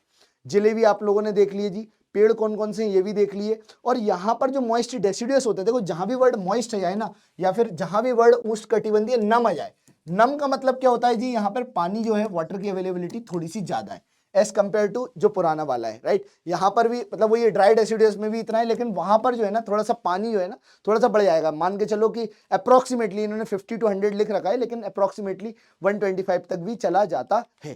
क्लियर है? हाँ देखो लिखा हुआ है ना 150 तक चला जाता है, ये लिखा हुआ है जी मॉइस्ट डेसिडुअस फॉरेस्ट, ठीक है। तो ये हमें याद रखना है। फिर थॉर्नी जहां भी वर्ड आ जाए, मतलब ये देख रहे हो आप लोग सुखाड़ पड़ा हुआ है, यहाँ पर आप देख लीजिए हालत कैसी हो रखी है।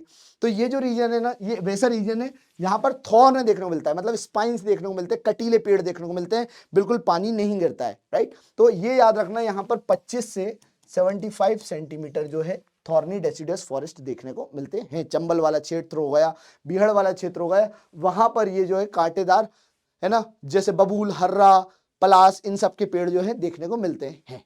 क्लियर है? फिर एमपी भारत का पहला स्टेट है जिसने तकरीबन 100% नेशनलाइज कर दिया फॉरेस्ट को, ठीक है। इवन जो वुड प्रोडक्ट प्रोड्यूस होते हैं, मतलब लकड़ी का जो भी सामान है ना, मध्य प्रदेश में बहुत ज्यादा मतलब पकड़ होती है, ये हमें याद रखना है जी, ठीक है। याद नहीं हो रहा क्या? ये देखो याद करना पड़ेगा। अभी आप लोगों को लग रहा होगा, मैं बार बार इसलिए बोलता हूं कि आपको लगता होगा कि अरे यार क्लास है, कितना ही सुनेंगे, हो गया जितना पढ़ना था, है ना। लगता है कि नहीं लगता है?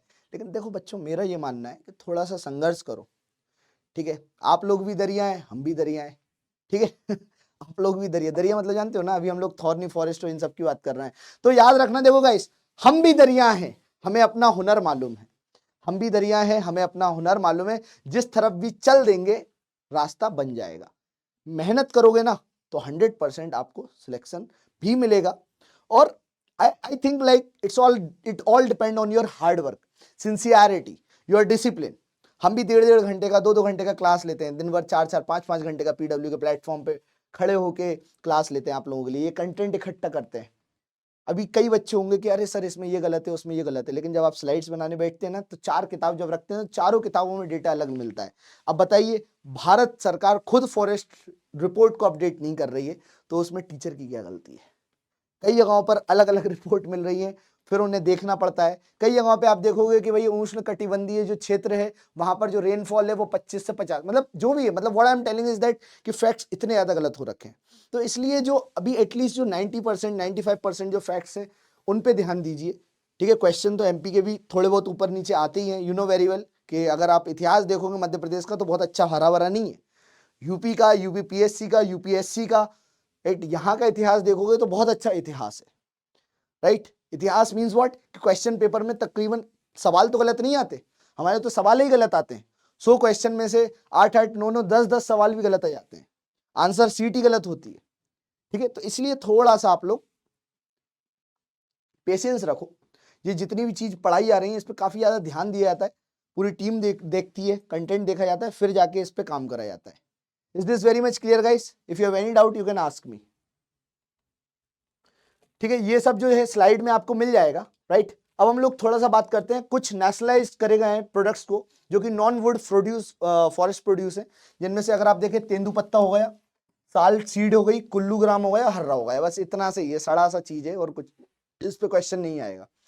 अब हम लोग थोड़े से फैक्ट्स पे बात करते हैं। MP was the first state to nationalize tendu leaf also. तेंदुपत्ता वो पत्ता होता है जो कि क्या करता है जी, जर्दा बनाने के काम आता है, ये आप याद रखना।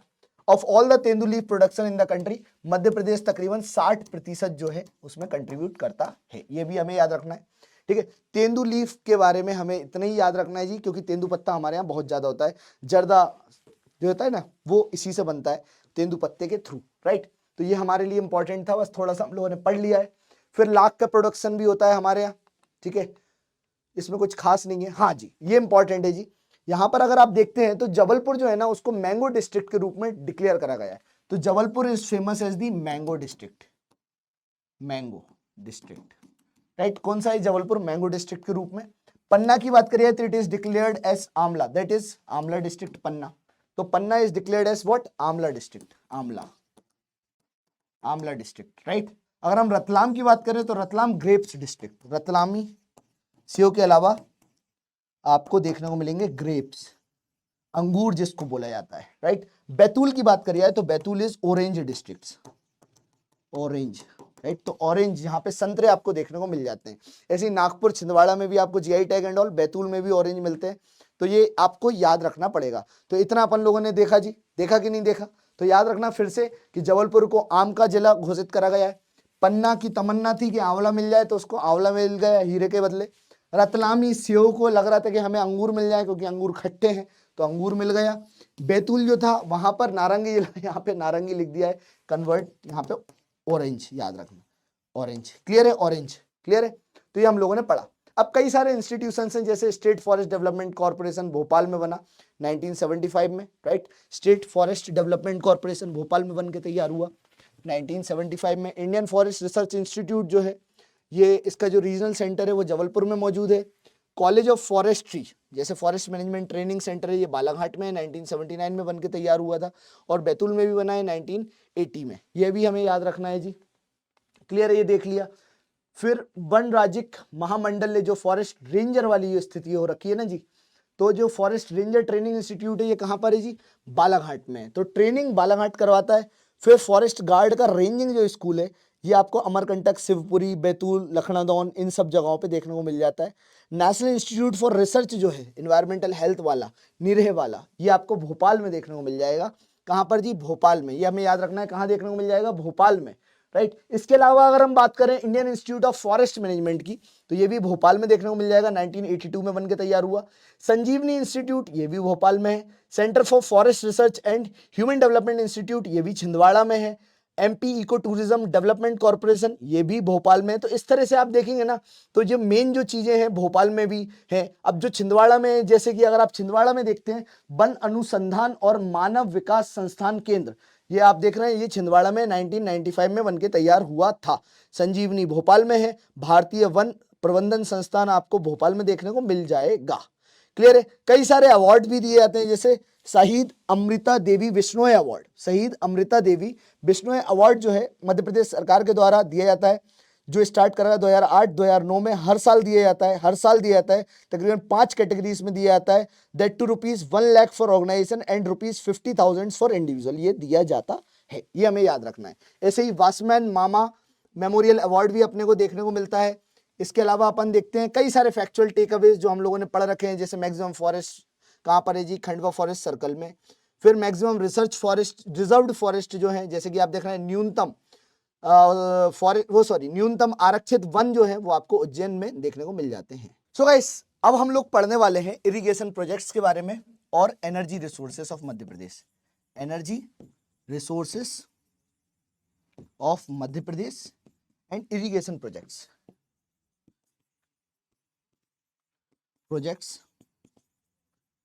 Of MP, right, irrigation projects of Madhya Pradesh, right. तो इन सब के बारे में पढ़ेंगे और यहां से क्वेश्चन काफी ज्यादा आता है।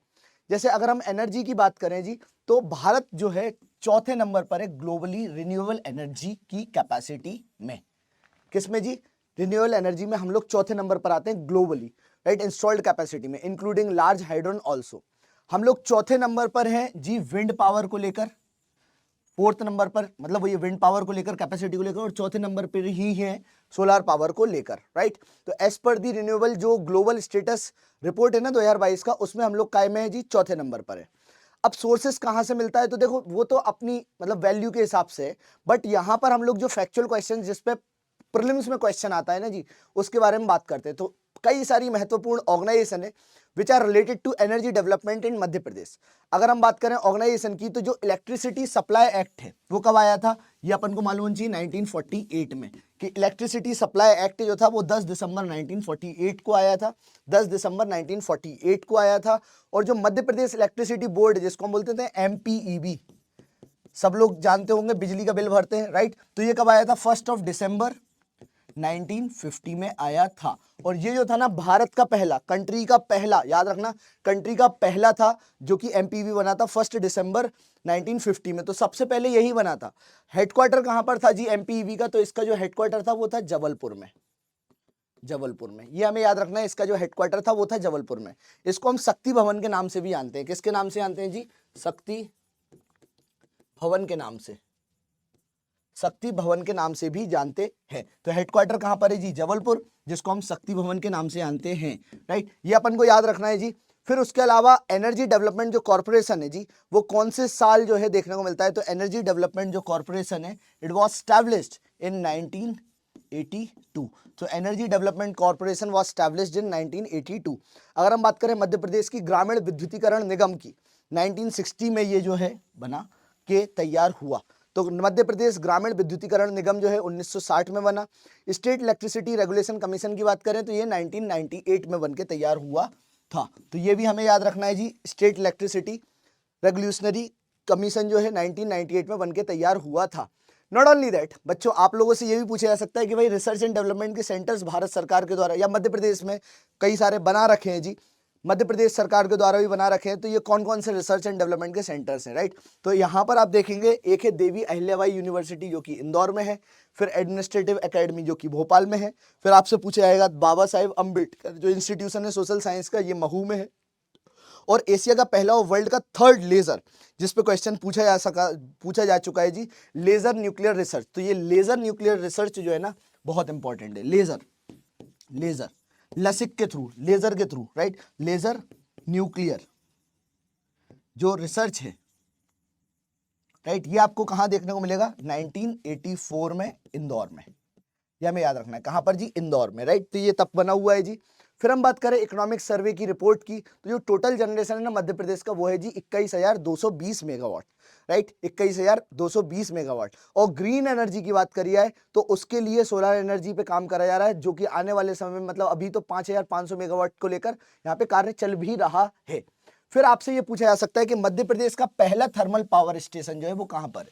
तो जो पहला थर्मल पावर स्टेशन है ना वो है जी चांदनी नेपानगर, चांदनी नेपानगर, राइट, ठीक है, चांदनी नेपानगर, ये हमें याद रखना है जी। Chandni power plant Nepanagar, Burhanpur was established in 1953, right. और ये कहां पर है जी, नेपानगर के बुरहानपुर में।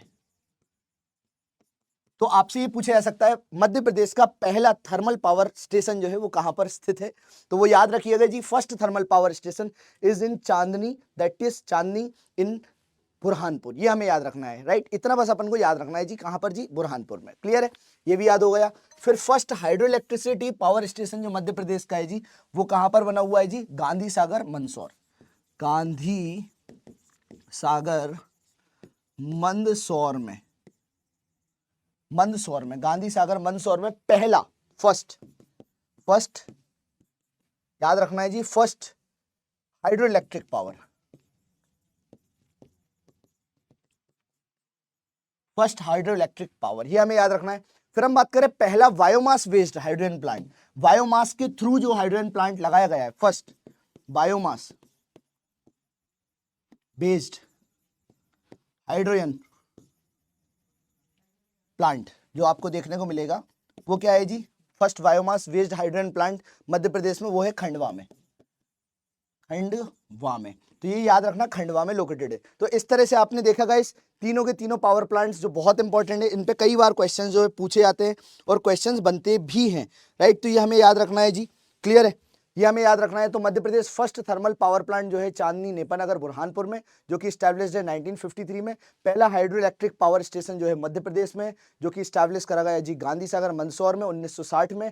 फिर biomass based hydrogen plant to come up it Madhya Pradesh, that too it Khandwa जिला। क्लियर है, तो ये हमें याद रखना है, क्लियर है, ये हमें याद रखना है। Is this very much clear guys? इसमें कोई भी डाउट हो तो बताइए, कोई भी डाउट हो तो बताइए।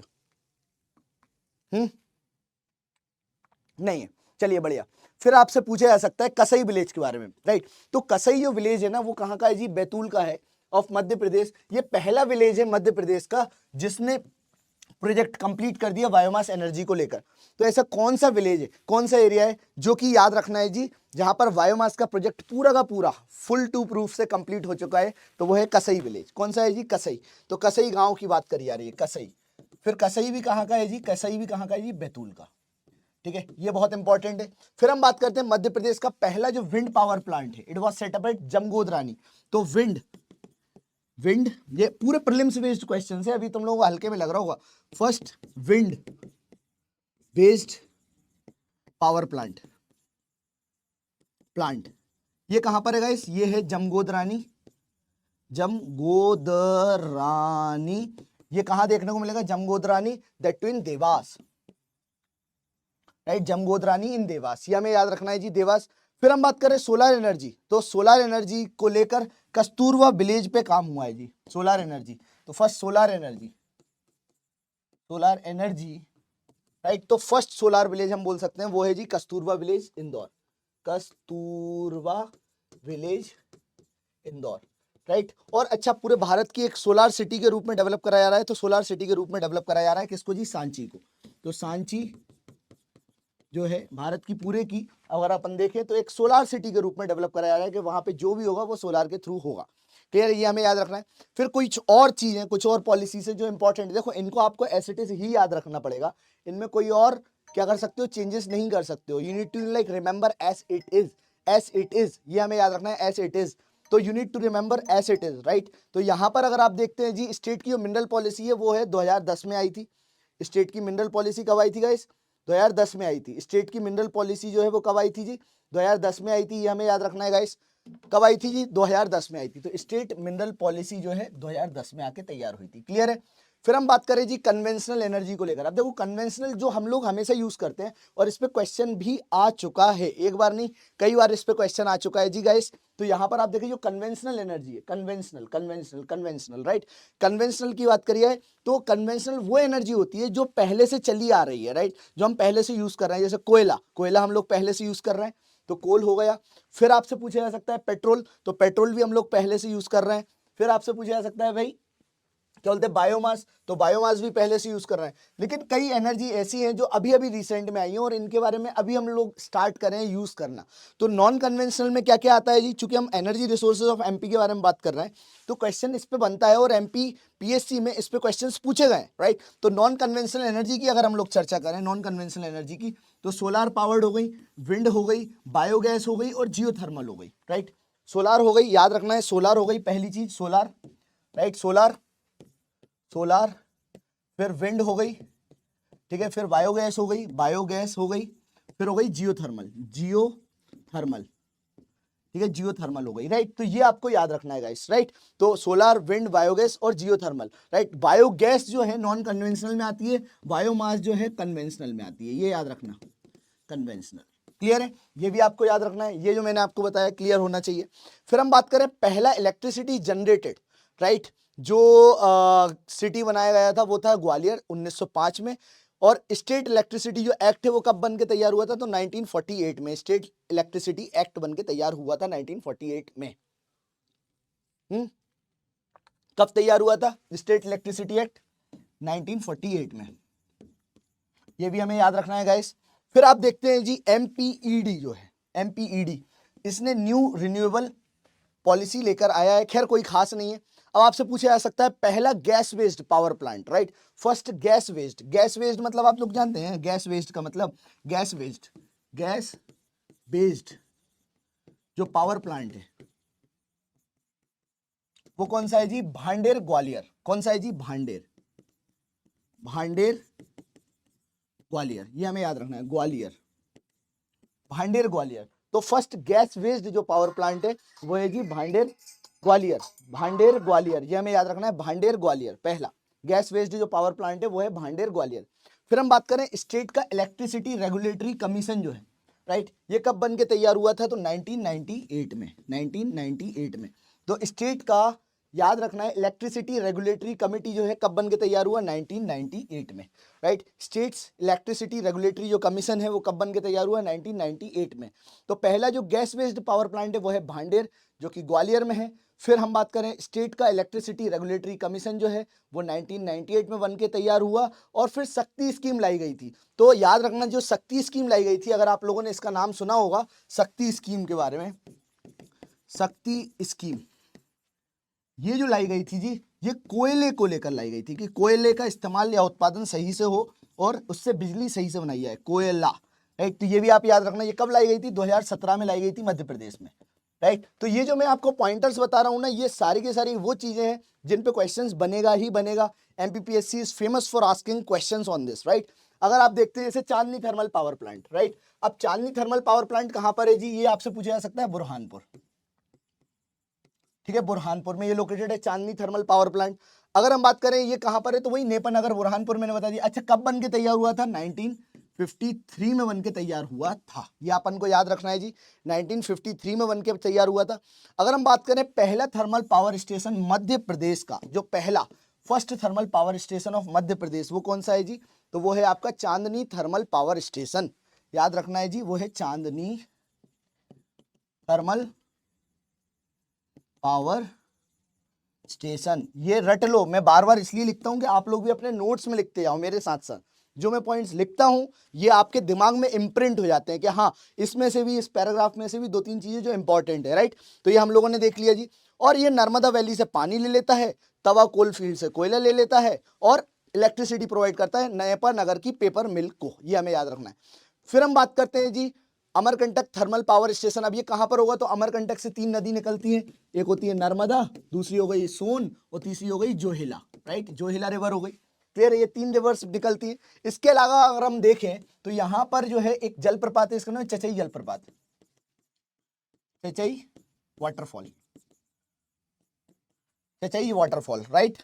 अच्छा, ये जो है अमरकंटक थर्मल पावर स्टेशन कब स्टैब्लिश हुआ, 1965 में स्टैब्लिश हुआ, ठीक है। जो पावर जनरेट करी जाती है तो वो कितनी है जी, 500 मेगावाट, ये हमें याद रखना है जी। जो वाटर सप्लाई है तो वो कहां से मिलता है, सोन रिवर से, राइट, सोन से। तो मैंने बताया ना अमरकंटक से 3 रिवर निकलती है, तो ना नर्मदा से ना जोहिला से, किससे निकलता है जी, सोन से निकलता है, ये भी याद रखना है, किससे निकलता है, सोन से निकलता है। फिर कोल जो है, जो कोयला निकलता है वो है सोहागपुर क्षेत्र से, जो कि शहडोल के पास में ना सोहागपुर क्षेत्र, वहां से कोयला निकलता है। तो कोयले की उत्पत्ति सोहागपुर से होती है, ये भी आप याद रखिएगा। फिर हम बात करते हैं विंध्याचल थर्मल पावर प्रोजेक्ट के बारे में। विंध्याचल की गाइस बात करें तो ये कहां पर सिचुएटेड है, याद रख लो, लिख लो, सिंगरौली, और उसका भी बैढ़ान, बैढ़ान एरिया करके है सिंगरौली का, वहां पर ये सिचुएटेड है। कब बना था जी, तो ये बना था 1982 में। कब बना था जी, 1982 में, राइट। ये अपन को याद रखना है। अगर यहां पर हम वाटर सप्लाई की बात करें तो यहां पर जो रिजर्वायर है उसका नाम है रेहांड रिजर्वायर, रेहांड रिजर्वायर, ये हमें याद रखना है जी। कोयले की सिंगरौली कोल फील्ड है मध्य प्रदेश का, ये बहुत बड़ा लार्जेस्ट थर्मल पावर प्लांट है, ज्वाइंट प्रोजेक्ट है मध्य प्रदेश और राजस्थान को। तो ये भी हमें याद रखना है कि ये जो विंध्याचल थर्मल पावर स्टेशन ये ज्वाइंट प्रोजेक्ट है,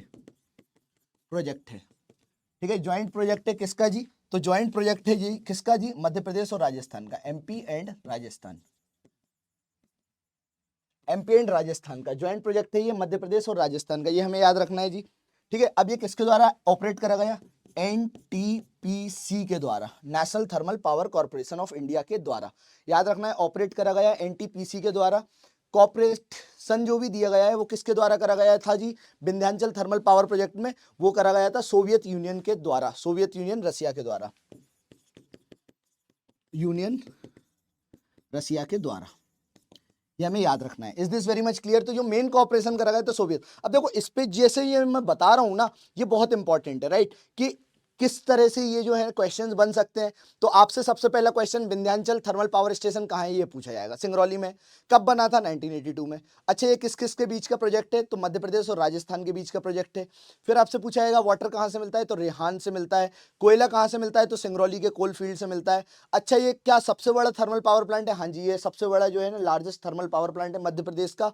और हमें याद रखना है जी ये किस किस का प्रोजेक्ट है? तो ये भी हम लोगों ने देख लिया, किसके द्वारा ऑपरेट कराया जा रहा है? नेशनल थर्मल पावर कॉर्पोरेशन के द्वारा। किसकी सहमति से या किसकी हेल्प से बनाया गया? तो वो है सोवियत यूनियन रसिया, ठीक है, ये भी याद हो गया। अब हम बात करते हैं सिंघाजी। तो ये सिंघाजी जो विद्युत परियोजना है ये कहां पर है जी? ये हमें याद रखना है, खंडवा, राइट। सिंघाजी जो है, सिंघाजी विद्युत परियोजना कहां पर है जी? खंडवा, ये हमें याद रखना है, खंडवा पहला पॉइंट, राइट। खंडवा क्लियर है। फिर ये कब बन के तैयार हुआ जी? 2014 में, ये भी हमें याद रखना है गाइस, 2014 में ये बन के तैयार हुआ। पावर कैपेसिटी जो है वो तकरीबन 2520 मेगावाट की, और जो वाटर सप्लाई इसको जहां से पे मिल रहा है वो कहां से मिलता है? सिंघाजी खंडवा है, तो यहाँ पर मिलता है नर्मदा नदी से, नर्मदा। और नर्मदा पे सबसे ज्यादा प्रोजेक्ट है, ये भी याद रखना, नर्मदा नदी पे काफी ज्यादा प्रोजेक्ट है। अगर हम बात करें जवाहर सागर प्रोजेक्ट की, राणा प्रताप सागर प्रोजेक्ट की, देन गांधी सागर प्रोजेक्ट की, तो इन सारे के सारे, इवन कोटा बैरेज की, तो ये सारे के सारे कौन सी नदी पर है, कौन सी रिवर पर है? ये सारे के सारे प्रोजेक्ट आपको देखने को मिलते हैं चंबल नदी पे, ठीक है। और चंबल कहाँ जाके मिलती है? नर्मदा में जाके मिलती है, राइट। तो इनको अपन को याद रखना है जी, ये सारे के सारे पॉइंटर्स अपन को याद रखना है। अब हम चलते हैं गाडरवाड़ा की तरफ, राइट। गाडरवाड़ा की तरफ बात करें तो गाडरवाड़ा जो थर्मल पावर प्लांट है ये कहां पर लोकेटेड? नरसिंहपुर, ये हमें याद रखना है, कहां पर लोकेटेड है? नरसिंहपुर में। अब इसकी कैपेसिटी कितना है? तो 3200 मेगावाट जो है इसकी कैपेसिटी है। पानी नर्मदा से मिलता है, और कोयले का जो है यहाँ पर जो इस्तेमाल होता है कुल सतपुड़ा कोयले फील्ड से होता है, ये हमें याद रखना है। अगर हम बात करें जबलपुर थर्मल पावर स्टेशन की, जबलपुर की, तो ये जबलपुर जो है ये कब बन के तैयार हुआ? 1960 में। पावर कैपेसिटी की बात करिए है तो 15 मेगावाट की है। Special is the only undertaking of Madhya Pradesh electricity board, तो ये जो है ना एमपीईबी के तहत, अंडरटेकिंग के तहत ये जबलपुर थर्मल पावर स्टेशन जो है काम करता है। फिर हम बात करें संजय थर्मल पावर हाउस की, तो ये संजय थर्मल पावर हाउस है ये बीर सिंहपुर, राइट, बीर सिंहपुर में लोकेटेड है। उमरिया के बीर सिंहपुर, संजय थर्मल, उमरिया, राइट। उमरिया जिला आपको मालूम है, उमरिया वो अनूपपुर के पास में ही है। तो संजय कहां पर है जी? याद रखना उमरिया में लोकेटेड है, बीर सिंहपुर उमरिया में, ठीक है। तो ये आपको याद रखना है, ठीक है ना। फिर हम बात करें कोयला कहां से मिलता है, तो जोहिला कोयल फील्ड से इसको कोयला मिल जाता है, क्लियर है। देखो ये सब फैक्ट्स हैं। MPPSC is known for like rectifying the facts. अगर आप UPPCS की बात करें तो फैक्ट्स वहां भी पूछे जाते हैं, पर वहां पर थोड़े बहुत कंसेप्चुअल क्वेश्चंस भी आते हैं, लेकिन यहाँ पर आपको देखने को मिलेंगे काफी सारे फैक्ट्स, राइट, काफी सारे फैक्ट्स, और इनको याद ही करना होता है। At the end of the day आपको रटना ही है, रटने के अलावा कोई और ऑप्शन होता नहीं है। Is this very much clear, right. तो पेंच थर्मल पावर स्टेशन की अगर हम लोग बात करें तो पेंच कहाँ पर है जी? छिंदवाड़ा में है। पेंच थर्मल पावर स्टेशन छिंदवाड़ा में है, ठीक है। पेंच बहुत फेमस है जी, नेशनल पार्क, रुडयार्ड किपलिंग की एक किताब है, राइट, जिसका नाम है जंगल बुक, राइट, और ये छिंदवाड़ा में लोकेटेड है, राइट। बस 2-3 चीजें जो मैं पहले भी पढ़ा चुका हूँ वही चीजें हैं, है ना, उसके नेशनल पार्क के बारे में। अब हम बात करें जैसे सतपुड़ा थर्मल पावर स्टेशन की, तो जो सतपुड़ा थर्मल पावर स्टेशन है ये कहाँ पर है? बैतूल में है। बैतूल कहाँ पर है गाइस? बैतूल में है, बैतूल प्लेट्यू में सतपुड़ा। और सतपुड़ा आपको मालूम है जी, सतपुड़ा के घने जंगल भी हैं, और वहीं पर है बैतूल वाले रीजन, होशंगाबाद वाला रीजन हो गया, यहाँ पर कुछ पर्वत श्रृंखलाएं भी हैं, जैसे फॉर एग्जाम्पल महादेव हिल्स हो गई, है ना, धूपगढ़ के बारे में आप लोगों ने सुना होगा, पचमढ़ी के बारे में आप लोगों ने सुना होगा। तो ये जो एरिया है ना बैतूल वाला, इस रीजन पे आपको सतपुड़ा पावर स्टेशन देखने को मिल जाएगा। ठीक है, कौन सा साल? 1967, ये हमें याद रखना है, 1967 ये अपन को याद रखना है। जो प्रोडक्शन कैपेसिटी है वो है 1330 मेगावाट की। वाटर सप्लाई की बात करिए तो इसमें जो वाटर सप्लाई करा जाता है वो तवा रिवर से करा जाता है, तवा रिवर से, राइट, तवा रिवर से करा जाता है। कोयले की बात करें तो पत्थरखेड़ा कोल फील्ड जो है यहाँ पर आपको देखने को मिल जाएगी। क्लियर है, पत्थरखेड़ा कोल फील्ड जो है यहाँ पर आपको देखने को मिल जाएगी, ये हमें याद रखना है जी। फिर specially created in collaboration with what? USA, तो यूनाइटेड स्टेट्स ऑफ अमेरिका ने हेल्प करके इसको बनवाया था, ये भी हमें याद रखना है। Is this very much clear जी? हाँ जी, बताइए। फिर अगर हम बात करें नेक्स्ट थर्मल पावर स्टेशन की, देखो लिखते जाओ आप लोग मालूम है हल्के में ले रहे हो इन क्लासेस को, ठीक है। जब क्वेश्चंस आएंगे ना तो मैं खुद ही बताऊंगा कि देखो ये एमपीपीएससी का ये क्वेश्चन अमन नामदेव की क्लास से बना है, राइट। अगर आपने क्लास देख ली होती तो अमन सर के क्वेश्चंस डायरेक्ट आ रखे हैं जी। क्लियर है, तो इसीलिए आप लोग हल्के में मत लीजिए। यहां पर आप देखेंगे मालवा और दादा दुनी वाले की, तो ये जो पावर स्टेशन है ये कहां पर है? खंडवा, खंडवा, मालवा एंड दादा धुनी वाले, राइट। Started in 2008। क्लियर है। फिर इलेक्ट्रिसिटी कैपेसिटी 1600 मेगावाट।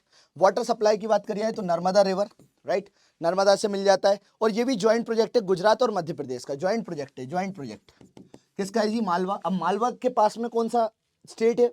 आपने देखा होगा अलीराजपुर वाला, ये जो एरिया है जी गुजरात से टच होता है कि नहीं है, राइट। तो याद रखना है जी, दादा धुनी वाला जो है खंडवा में तो लोकेटेड है, खंडवा में, लेकिन ये किस किस के बीच में है? तो ये भी आपसे पूछा जा सकता है, MP plus Gujarat, MP plus Gujarat, ये हमें याद रखना है। क्लियर है। फिर और भी मेजर थर्मल पावर स्टेशन है, जैसे कि विंध्याचल हम लोगों ने देख लिया, सिंगरौली में, फिर हम लोगों ने देख लिया सारणी में भी है, सारणी थर्मल पावर स्टेशन। एक बार और देख लो, Sanjay Gandhi thermal power station Birsinghpur में है, जबलपुर वाला जबलपुर में है, बीना वाला जो थर्मल पावर स्टेशन है सागर में है, चांदनी थर्मल पावर स्टेशन नेपानगर में है बुरहानपुर में, पेंच थर्मल पावर स्टेशन छिंदवाड़ा में है, मालवा थर्मल पावर स्टेशन जो है वो खंडवा में है, राइट। ऐसी और भी आप देखेंगे, जैसे ये बहुत फेमस है जी, बहुत ज्यादा फेमस है, जिनमें से ओमकारेश्वर, आपने नाम सुना होगा ओमकारेश्वर शिवलिंग। तो ओमकारेश्वर हाइड्रो पावर जो स्टेशन है ये कहां पर है? खंडवा में, राइट। ऐसे याद रखो कि ओम ओम ओम ओम, आपने देखा ना एक मूवी, राइट, उसमें ओम ओम जो है ना वो खंड खंड में बोलता है, ओम ओम ओम ओम, कोई मिल गया, ओम ओम ओम ओम ओम ओम ओम ओम ओम ओम ठीक है, तो ये बन गया ना, ठीक है। तो इस तरह से खंड खंड में हम लोगों ने याद करने की कोशिश करी, right. So it's very easy, right, ओम ओम ओम ओम, ठीक है। तो खंडवा याद रखना है, ओमकारेश्वर खंडवा, ये हमें याद रखना है जी। फिर टोन्स हाइड्रो इलेक्ट्रिक प्लांट जो है रीवा में देखने को मिलता है, रीवा, टोन्स रिवर, राइट। अब टोन्स जो रिवर है जी, आपको ये याद रखना है किस तरफ जाती है जी? सतना से निकलती है, ठीक है, सतना से निकलती है, सतना से निकलती है ऊपर की तरफ, गंगा में जाके मिल जाती है। क्लियर है, ये भी याद रखना है जी। रानी अवंतीबाई सागर प्रोजेक्ट जो है ये जो है बरघी प्रोजेक्ट के नाम से काफी ज्यादा फेमस है, तो बरघी, BARGHI। अब ये जो बरघी है रानी अवंतीबाई पावर प्रोजेक्ट, ठीक है, रानी अवंतीबाई पावर प्रोजेक्ट जो है बरगी प्रोजेक्ट के नाम से फेमस है। क्लियर है, ये भी हमें याद रखना है जी। फिर बीरसिंहपुर हाइड्रो इलेक्ट्रिसिटी प्लांट जो है बीरसिंहपुर उमरिया में, ये भी हम लोगों ने देख लिया। तो ये प्लांट्स हो गए।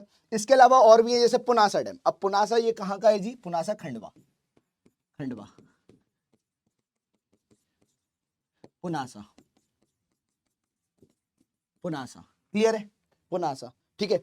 फिर महेश्वर प्रोजेक्ट जो है महेश्वर खरगोन में, महेश्वर प्रोजेक्ट कहां पर है जी? खरगोन में, महेश्वर प्रोजेक्ट कहां पर है गाइस? खरगोन में, ये भी याद रखना है।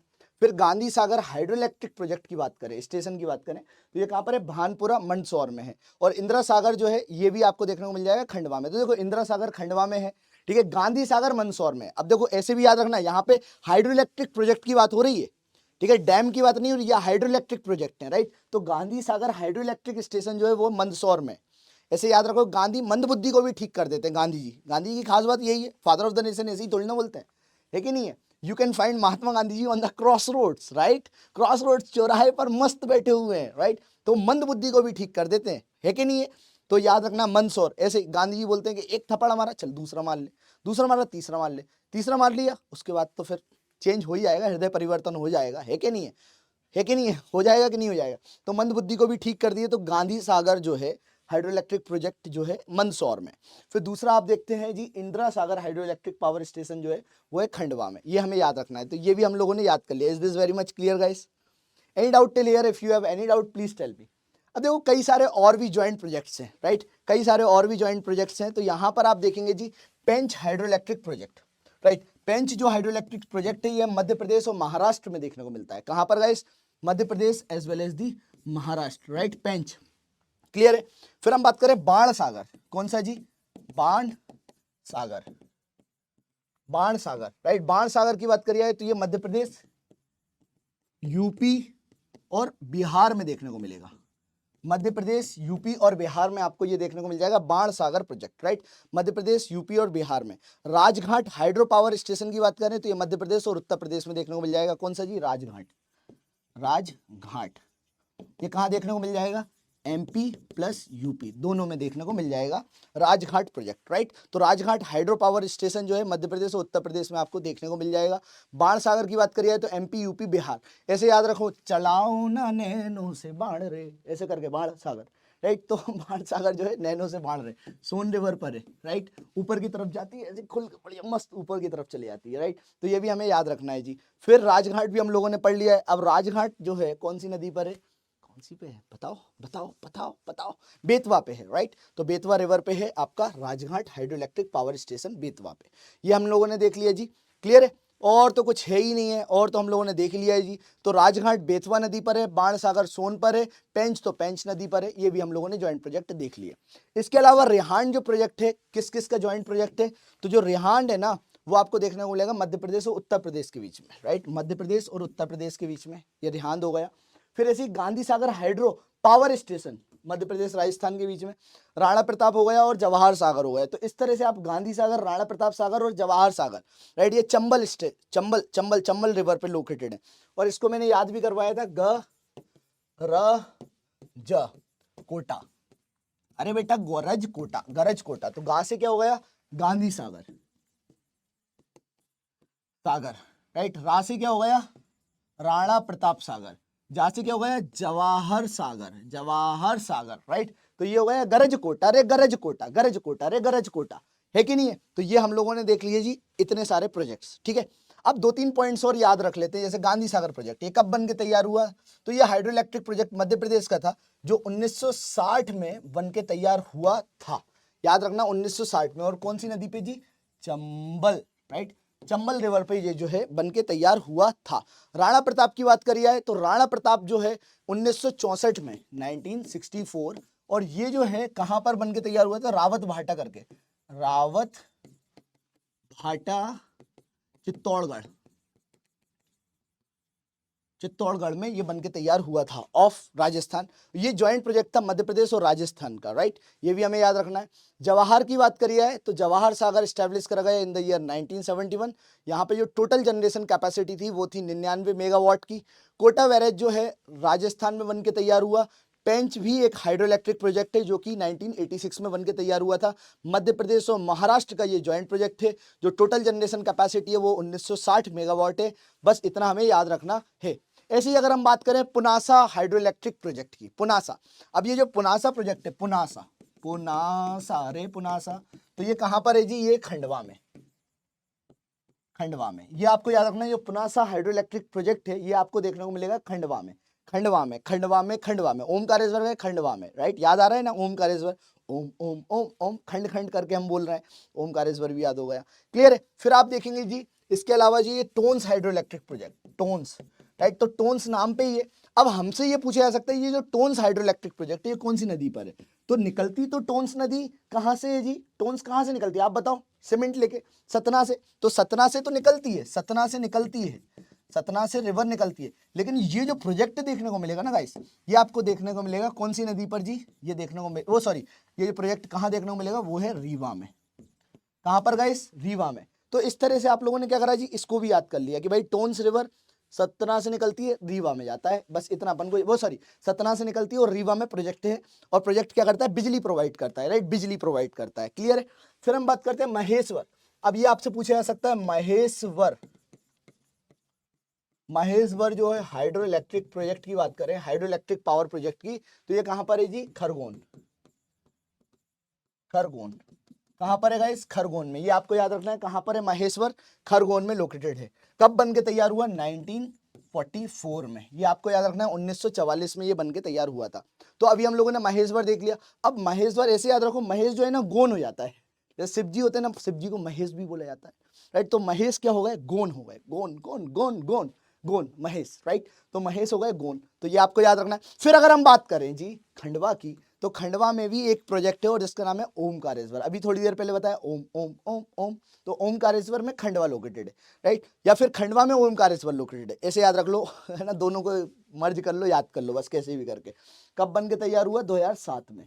तो 2007 में ओमकारेश्वर हाइड्रो इलेक्ट्रिक प्रोजेक्ट जो है वो बन के तैयार हुआ था, ये हमें याद रखना है। इसके अलावा बाण सागर भी है। तो बाण सागर चलाओ ना नैनो से बाण रे, और अगर बाण चला दिया तो क्या होगा? डोलने लगेगा आदमी। तो बाण सागर जो है, ठीक है, अब कोई को बाण चला दोगे तो आदमी जैसे क्या करने लगा? डोलने लगेगा। भाई मेरे को बाण चला दिया, मैं डोलने लगा, करंट की तरह झटका लगने लगा, ठीक है? तो बाण सागर डोलने लगा। तो शहडोल कहां पर है? ये शहडोल। और सब लोग साथ में डोलेंगे तो शहडोल, राइट? शहडोल में आपको देखने को मिलेगा बाण सागर हाइड्रो इलेक्ट्रिक प्रोजेक्ट, राइट? कब बन के तैयार हुआ? 1994 में। 1994 में, राइट? ये भी हमें याद रखना है जी। ये भी याद होगा। बरगी की बात करिए तो ये बरगी जो हाइड्रो इलेक्ट्रिक प्रोजेक्ट है कहाँ लोकेटेड है? जबलपुर जिले में। कहां पर है जी? जबलपुर जिले में है, राइट? ये हमें याद रखना है। यहाँ पर जो टोटल जनरेशन कैपेसिटी है ना वो है Rani Avantibai ji, and it has the total generation capacity of 90 megawatt. Bargi, right? Bargi project कहां पर लोकेटेड है? जबलपुर में। ये हमें याद रखना है। फिर हम बात करें बीना थर्मल पावर स्टेशन की, तो ये लोकेटेड है सागर में, राइट? सागर में है बीना थर्मल पावर स्टेशन। बीना कहां पर है जी? सागर में। ये हमें याद रखना है। Bina thermal power station is located in Sagar. Rajghat के बारे में बात कर लें तो बेतवा नदी पे ये सिचुएटेड है। बेतवा, बेतवा नदी पे ये सिचुएटेड है, राइट? लोकेशन क्या है? ललितपुर यूपी, ललितपुर उत्तर प्रदेश में इसकी लोकेशन है। अच्छा, इसको और नाम से भी जाना जाता है। अब राजघाट जो है उसका दूसरा नाम क्या है जी? रानी लक्ष्मीबाई। भाई रानी लक्ष्मीबाई, रानी लक्ष्मीबाई, ये आपको याद रखना है गाइस। रानी लक्ष्मीबाई, क्लियर है? ये भी आपको याद रखना है जी। फिर इसके अलावा हलाली है। तो हलाली का नाम इसलिए आया है क्योंकि यहाँ पे कई सारे लोगों को हलाल करा गया था। और हलाली प्रोजेक्ट जो है रायसेन विदिशा के पास में लोकेटेड है, लेकिन मेन स्पेसिफिक लोकेशन जो है आप देख लीजिए, रायसेन विदिशा दोनों में देखने को मिल जाता है हलाली डैम, राइट? और ये ट्रिब्यूटरी किसकी है जी? बेतवा रिवर की। बेतवा रिवर कहाँ से निकलती है? रायसेन से। रायसेन के कुम्हरा गांव से, कुम्हार गांव से जो है बेतवा नदी निकलती है। ये भी आपको याद रखना है। देखो ये जितना भी बता रहा हूँ ना मैं, हाँ याद रखना है आपको, हल्के में मत लीजिएगा, राइट? ठीक है, जो मेन मेन फैक्ट्स हैं बस इतना ही याद रख लीजिए कि भाई हाँ रायसेन और विदिशा से निकलता है जी। हलाली प्रोजेक्ट हो गया, सॉरी रायसेन और बेतवा जो है वहां पर लोकेटेड है हलाली प्रोजेक्ट, राइट? फिर उर्मिल प्रोजेक्ट है। तो Urmila, Urmila don't worry, Urmila, Urmil, right? तो उर्मिल जो है ना, उर्मिला मातोंडकर को आप याद करोगे, वो छत पे चढ़ के नाचती है। तो उर्मिल कहां पर है? छत पे चढ़ के, छत पे चढ़ के। तो छत से क्या हो जाएगा? छतरपुर। तो उर्मिल जो प्रोजेक्ट है आपको छतरपुर में देखने को मिल जाएगा। तो ये देख लीजिए छतरपुर में, ये जॉइंट प्रोजेक्ट है यूपी और मध्य प्रदेश का। ऐसे ही कई सारे न्यूक्लियर भी हैं। तो न्यूक्लियर के बारे में आप पढ़ चुके हैं जी। First nuclear power plant construction में है, that is in Chutka village of Mandla district, Madhya Pradesh का। Second nuclear power plant under construction है, वो भी शिवपुरी जिले में, राइट? रीवा जो सोलर प्लांट है वो देता है इलेक्ट्रिसिटी किसको जी? दिल्ली मेट्रो को। तो Rewa solar plant gives electricity to what? Delhi metro. ये हमें याद रखना है जी। किसको देता है बिजली? सोलर जो देता है दिल्ली मेट्रो को। Madhya Pradesh renewable energy policy कब आई? 2016 में आई। ये भी हमें याद रखना है जी, है ना? स्लोगन हर छत पर मुस्कुराता हुआ सूरज। तो ये रिन्यूएबल एनर्जी पॉलिसी 2016 में आई और इसलिए भी लाई गई कि भाई हाँ हर घर में जो भी है, मतलब कैसे भी करके जी मुस्कुराए सूरज। फिर वर्ल्ड का लार्जेस्ट जो फ्लोटिंग सोलर पावर प्लांट है ना जी, ये आपको याद रखना है जी। वो कहां पर आपको देखने को मिल जाएगा? कई जगहों पे, राइट? अब इसको लेकर थोड़ा सा याद रखना है। ओमकारेश्वर में largest floating power station, that two of 600 megawatt on Omkareshwar.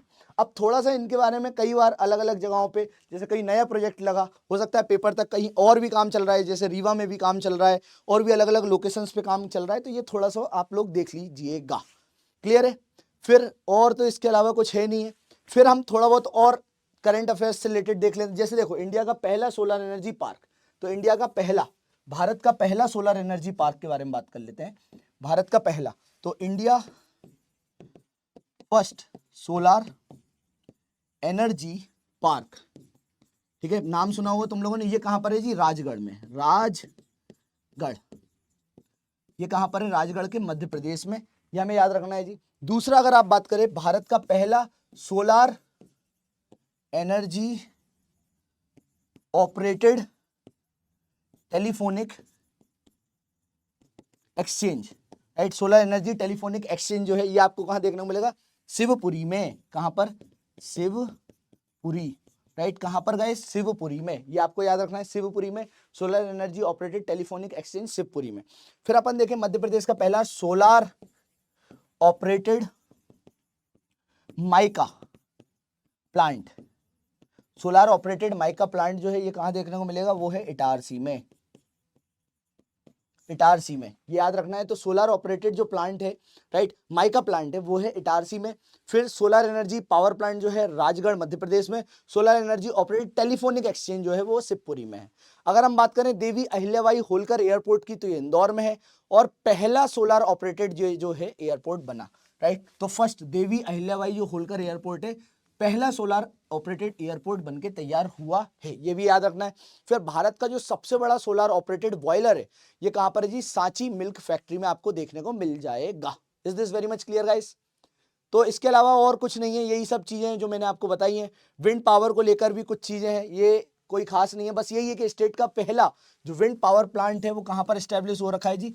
Khargone के बड़वा में।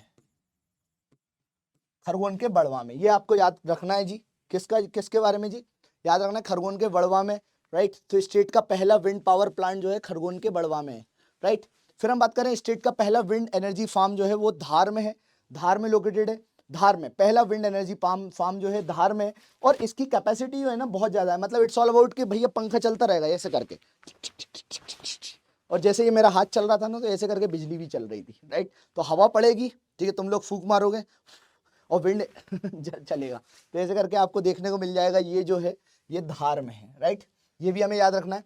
फिर आरजीपीवी भोपाल पहला विंड पावर्ड यूनिवर्सिटी बन गया, तो आरजीपीवी के बारे में भी इन्होंने थोड़ा बहुत बता रखा है, क्लियर है।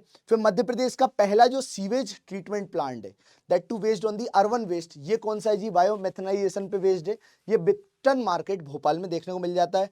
फिर इसके अलावा पहला बायोमास जो प्लांट है वो सारणी में है। फर्स्ट बायोमास प्लांट जो देखने को मिलेगा वो है सारणी में। सारणी में, ये अपन को याद रखना है, दैट टू इन बैतूल, सारणी बैतूल, ये हमें याद रखना है जी। फिर 3 गैस बेस्ड, 3 गैस बेसिन जो है गैस बेस्ड है, खैर कोई ना, इतना इंपॉर्टेंट नहीं है। एमपी का पहला सोलर एनर्जी, अगर खैर छोड़ दो ये सब चीजें, तो ऐसी बत्ती थी। सो देखो हम लोगों ने अभी क्या कवर करा गाइस? हम लोगों ने सारे के सारे सोलर पावर प्लांट्स को, ठीक है, हम लोगों ने जो विंड एनर्जी हो गई इसके बारे में, फिर जितने भी इलेक्ट्रिसिटी हाइड्रो इलेक्ट्रिक प्रोजेक्ट्स यहाँ से काफ़ी ज़्यादा क्वेश्चंस आते हैं, ये सारे के सारे क्वेश्चंस भी हम लोगों ने कवर करे, राइट। सो मेरा ये मानना है कि अभी यहाँ पर एमपी जीके से रिलेटेड जितना भी हो सकता है टॉपिक्स, राइट, जिसमें ज्योग्राफी वाला पोर्शन हो सकता है वो मैंने कवर करवाया। लाइक रिवर सिस्टम्स हमने पढ़ा, ठीक है, ज्योग्राफिक डिवीजन्स पढ़ा, क्लाइमेटोलॉजी हम लोगों ने कवर करी, ठीक है, जितनी भी फिजिकल लोकेशंस इंपॉर्टेंट थी वो हम लोगों ने कवर करी, ठीक है। मिट्टियों के बारे में हम लोगों ने थोड़ा बहुत जाना कि भाई कौन सी मिट्टी कहाँ पर उपलब्ध है, मानसून किस तरह से आता है, कहाँ पर जाता है, ये भी हम लोगों ने कवर करा। मैं आप लोगों से विनती कर रहा हूँ, ये जो 5 एपिसोड है, ये 5 लेक्चर दिए हैं मैंने आप लोगों के लिए, राइट, ये अपने आप में अद्भुत है। जब क्वेश्चन पेपर आएगा इसमें से काफ़ी सारे क्वेश्चंस आएंगे ही आएंगे, इसलिए बेटर है कि एक बार देख लो। आने वाले समय में हमारा ये सब मन है कि हम लोग एक क्रैश कोर्स की क्लास भी लेकर आए आप लोगों के लिए, ताकि उस क्लास में थोड़ा सा और डेप्थ में जाके, मतलब मेरा ये मानना है कि लाइक जो भी पढ़ाया है ना, जो भी हम सब्जेक्ट पढ़ाए, जैसे ज्योग्राफी है, ज्योग्राफी से ये मान के चलिए कि एमपी ज्योग्राफी से अच्छे से, मतलब सबसे ज़्यादा क्वेश्चन आते हैं एमपी ज्योग्राफी से। तकरीबन ये मान के चलो 8 से 9 क्वेश्चन एमपी ज्योग्राफी से आते हैं। अगर हम इंडियन ज्योग्राफी की बात करें तो इंडियन ज्योग्राफी, वर्ल्ड ज्योग्राफी की बात करें तो वहाँ से भी तगड़े क्वेश्चंस आ रखे होते हैं जी।